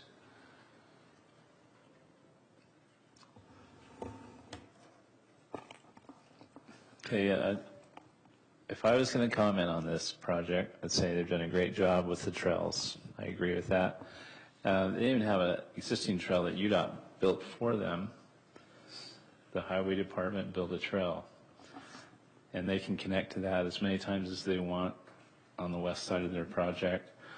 And then we do have another trails master plan, part of our trails master plan through the wash, to have a trail that goes to the east, and that will continue so people can get to the Smiths using the trail if they don't want to drive in their car. That's an option for them. And then the main roads through this, running north and south, there are 70-foot collector streets. I anticipate those being built before the bridge over the Mountain View corridor. I think that might happen depending on development to the west of the corridor. We can't get a bridge built unless we have roads running up to it on both sides. So that's kind of a limiting factor. Is there anything else, Nate, I left out? Just talking about 753 dwellings, that's at least 1,500 vehicles. Yeah. So we did do, or we didn't do a study. We had 2 traffic studies completed on this site, focusing on getting in and out of the site on 78 South. And because of the design of 78 South, it's a really wide corridor at this location because UDOT preserved a lot of right-of-way. We've actually taken both the development on this side of 78 South and this development to the south side and trying to incorporate the two together so that things will line up and the future intersection will work for both projects. So we're working on that, to making that a really first-class corridor. And I could have brought a picture tonight and showed you how we're going to incorporate the 2 projects together, as well as it's very important to have a future access to along the south edge of the wash. So we have a master plan road that connects to this project. Nate, can I borrow your pointer? So Ray, can you lift that up just a little bit? Okay, right on the south side.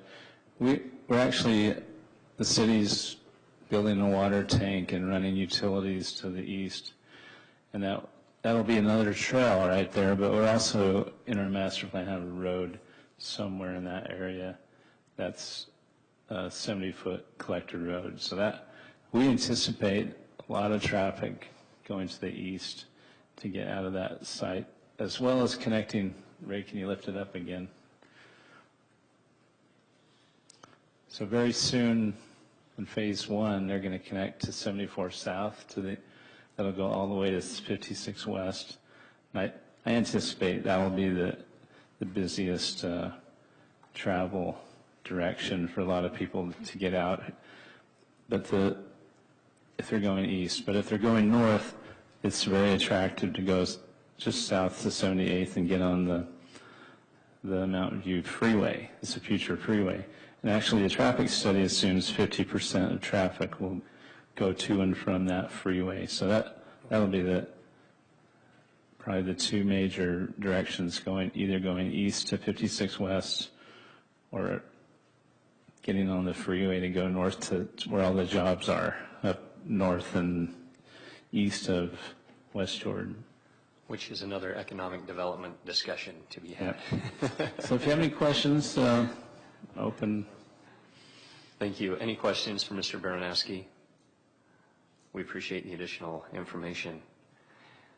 All right, back to discussion amongst the commissioners. Commissioner Drain. So can I ask a dumb question? Because you said something and yeah, there's 2 there. So off that traffic circle with the road going west that dead ends at Mountain View, we plan on that actually going under or over Mountain View as a collector on the west side of the road then? Okay, I hadn't picked that up, so, okay. Yeah, we do have a master plan roadway, 74 South, that will go east and west over the freeway. And then also another one at 70th South, so there'll be two that will connect to this project in the future. And if you ever go out there, there's quite a big kind of a valley, so a bridge over seems like the logical solution. So it'd be really tough to get under because the freeway is in a valley. But it might be a lot cheaper that way. You don't have to build up the sides as much to get over. Colin, did you want to comment? Page 80, Ray. This has been the cause of a lot of pain and angst in the last 4 months. This exhibit took us that long to create and get UDOT's feedback on. Yeah, Brian. Sorry. That's okay. Commissioner, my name is Brian Bayless. Colin is the owner of the company. Brian, yes, thank you. I apologize for That's that. all right. That's all right. Thank you. Page 80 shows this crossing, and there's a lot of kind of engineering involved on this, but this one has been the cause of about 4 months worth of delay, and we're just glad that it's done and that UDOT has kind of weighed in. But this is what that crossing looks like, and like Bill aptly described, the roads have got to be built on both sides, so that's kind of how that will work. So, and then page 76, Ray. There's one other exhibit that kind of goes along with the traffic. Keep going up. Right there. So all of these are the connections, future connections or to-be-built connections that will disseminate a lot of our traffic. So from a traffic perspective, this property could not be located in a better location to deal with those traffic. You know, all of the issues associated with traffic are pretty much non-existent just because the West Jordan has looked to the future and really built traffic infrastructure to support the traffic, the cars here. Great. Thank you, Mr. Bayless. Other discussion amongst the commissioners? Questions, comments, rebuttal, feedback, thoughts, leading to a possible motion? You've got to move it, move it. Go ahead, Commissioner or Chairman. I'd rather facilitate. I'd be happy to receive a motion. Sure, I'll push the button. Way to push that button, Commissioner Green. I didn't catch Ray's amendment, so. Based on the findings set forth in this staff report, I move that the Planning Commission forward a favorable recommendation to the City Council to approve the preliminary development plan for the Copper Rim Plan Community located approximately at the northwest corner of 7800 South and 5800 West in the Plan Community PC Zoning District with the conditions listed on page 2 of the staff report with any modifications based on development agreement signed with the city. City Council. Council. Thank you. City Council. Did I get that close? That's good. Commissioner England. I would second that. Thank you. We have a motion by Commissioner Green and a second by Commissioner England. Any discussion to that motion? Seeing none, let's please vote. All in favor, say aye. Aye. Any opposed? Motion carries unanimously, 6-0. Thank you for coming back. It's good seeing you again, Mr. Bayless. Hustle home safely to number 6. Thanks for congratulations. Congratulations. And thank you to city staff for As they all file out. as they file out, except for Mr. McCandless. I have received a request for a brief sabbatical, 5-minute break. Is there a second to, well, who? Can we not have them stop like really quick? That's going to be an issue. That depends. Commissioner England, do you want to make the motion or?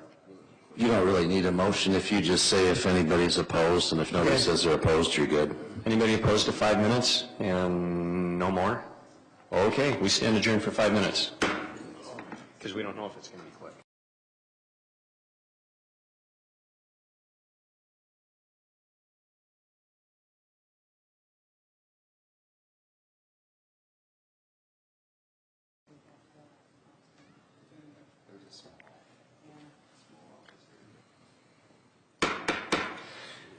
And we're back. We reconvene the Planning Commission meeting with item number 6, last item on the agenda this evening, text amendment to amend the 2009 City Code to allow vehicle and equipment repair limited as a conditional use in the SC2 Community Shopping Center zone with citywide applicability. The West Jordan Development Department is the applicant. Mr. McCandless, you are the applicant and the city staff. Thank you.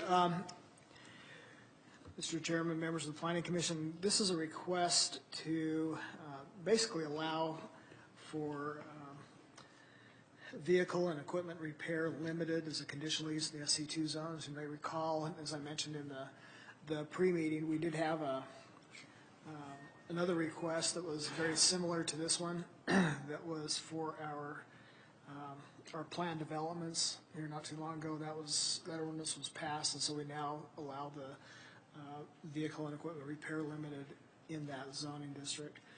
This is kind of the same thing. The folks that came to us initially are interested in doing a Les Schwab out in the west side of town. The property is zoned SC2. We think it's really a good spot for it.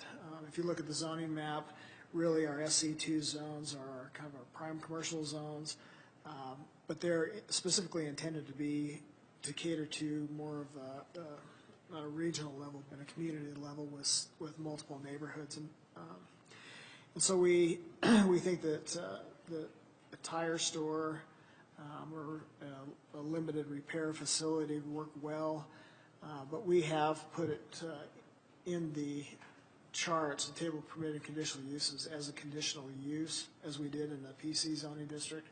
So you'd have control over hours of operation,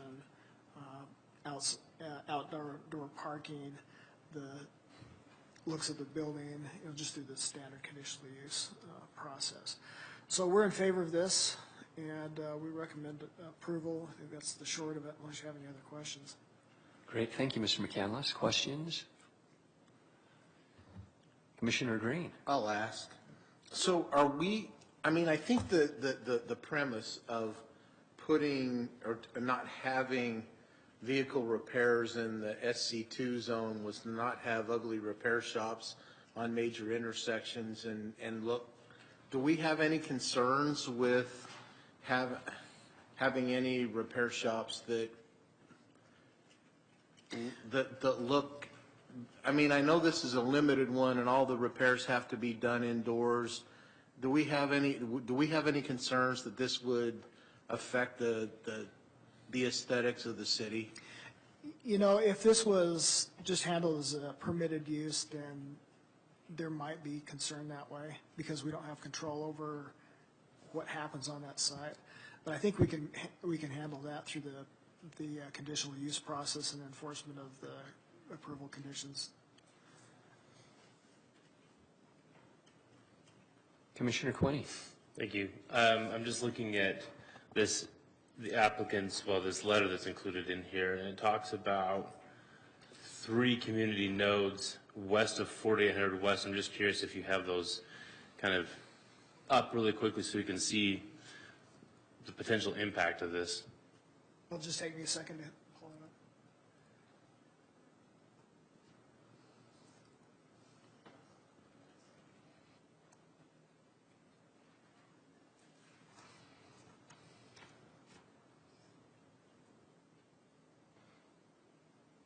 I guess I could have done this too. Couple seconds.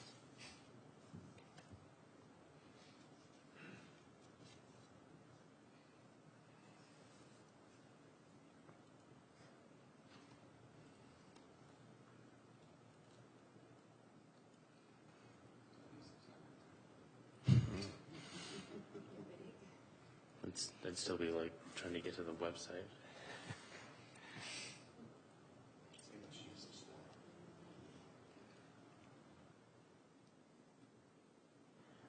Now if the zone map, there we go. Okay. So this is SC2 here, this is the Smiths. SC2 is along here. There's SC2 here. What was this?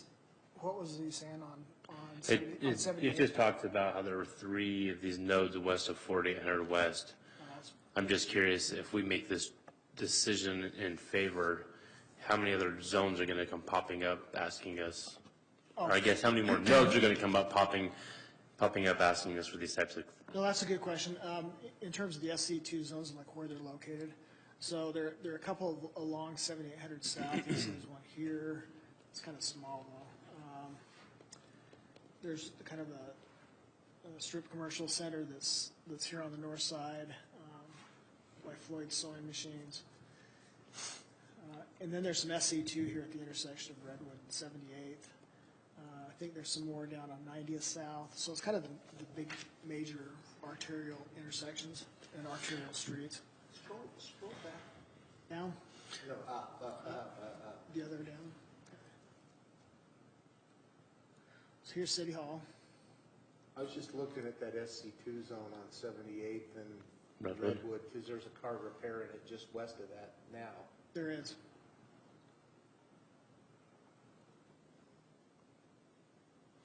Okay, thank you. Any other questions for Mr. McCandless? So at the bottom of page 2 of the staff report, where it talks about this is an establishment providing motor vehicle repair or maintenance services within completely enclosed buildings, similar to the application that we just saw earlier this evening, but not including paint and body shops or other general vehicle repair services. So you can do tune-ups, brake repairs, air conditioning repairs, transmission and engine repairs. Inside means to be fully enclosed inside. But it's only the repairs that need to be inside. Cars could still be outside until they bring them in. Yeah, and again, that can be, in terms of outdoor storage, hours of operation, when the cars can be out there, that can be handled through conditional use. Thank you. Commissioner Green. No, never mind. I didn't want to push that button. Don't want to push the buttons. Okay, thank you. This is noticed as a public meeting, a public hearing item. So if anyone would like to speak on this item, please feel welcome to come forward at this time. I know you've seen enough of me tonight, but I am involved in this transaction with Les Schwab. I can just tell you I've been working with them for months on this, and they will come in, as Ray said, at the proper time on this conditional use to show you the site plan, show you the elevation. Their elevations are really very nice. I mean, we talk about mechanics and machine shops and things like this, and sometimes our mind goes to industrial and just and it's just, it doesn't need to be that way. It really doesn't. And I think you'll find that. They really, I think, are a very professional group. They have a nice project, a nice unit up there on State Street, about 40th, 39th to 45th South, something like that, on the east side of the street, with some windows, and it just looks really quite nice. But they're doing a nice job, and they'll address these issues, and they will keep things inside, and they won't. I can't speak for them, but they're not going to keep cars on that lot overnight. They won't do that. They'll do the right thing. They'll prepare themselves. So thank you. Unless you have any questions. No, thank you. Anyone else like to speak? Seeing none, we'll close the public comment section, bring it back to the Planning Commission. Agreed. So commissioners, what do you think about the idea of, if we're amending this for citywide applicability, Les Schwab might take care of it, but who's to say everyone would do the same thing? Thoughts, Commissioner Green? Well, we put allowed vehicle repairs in a PC zone, which would be a whole lot more sensitive than putting him on a corner that's normally considered SC2. And knowing when you look at that vehicle repair place that's over across the street, across 78th, that's on the west side of the Goodyear by McDonald's, nobody notices that one. I don't think anybody I'm not sure anybody notices that it's there half the time. And if we can keep those reasonably attractive, I think we're good. I can't see that we're going to have any problems with a Tunic. I mean, we got a Jiffy Lube across the street. It doesn't look that bad. Oh, good point. Thanks for answering the question. It is that delicate balance of making it aesthetically pleasing and also fostering economic development with businesses. So, thank you. Commissioner Quinney. Yeah, just to further comment on that, I think Ray addressed it when he said that if, as long as this is left as a conditional use request, we get to have the ultimate say in how this is going to look. I'm not super concerned about this. Commissioner England. My thoughts exactly. The conditional use permit satisfies it for me, and I think as long as we're with these franchises, I think their business model has flushed out all the bad apples and bad design over the years, so I'm comfortable with this one. Thank you. Commissioner Hatch, Commissioner Hanson, anything you'd like to say? Okay. Commissioner Quinney? I'm going to go ahead and make a motion here based on the findings set forth in the staff report. I move the Planning Commission for a positive recommendation to amend the 2009 City Code, Section 13.5E3, to include vehicle and equipment repair limited as a conditional use in the SC2 zone. Thank you. Commissioner Hanson, did you have a comment to make? No, it will just have to do with the conditional use permit at the time. Okay, thank you. Is there a second to Commissioner Quinney's motion? Commissioner England? I'll second that. Thank you. The motion by Commissioner Quinney, second by Commissioner England. Discussion to that motion? All in favor, please say aye. Aye. Any opposed? Motion passes unanimously 6-0, which brings us to the end of our formal agenda. Is there anything else that needs to be addressed? Mr. Murray, Mr. McCandless, any announcements? Okay. I move we adjourn. Any opposition to that motion? We stand adjourned until April 17th, 2018. Thank you.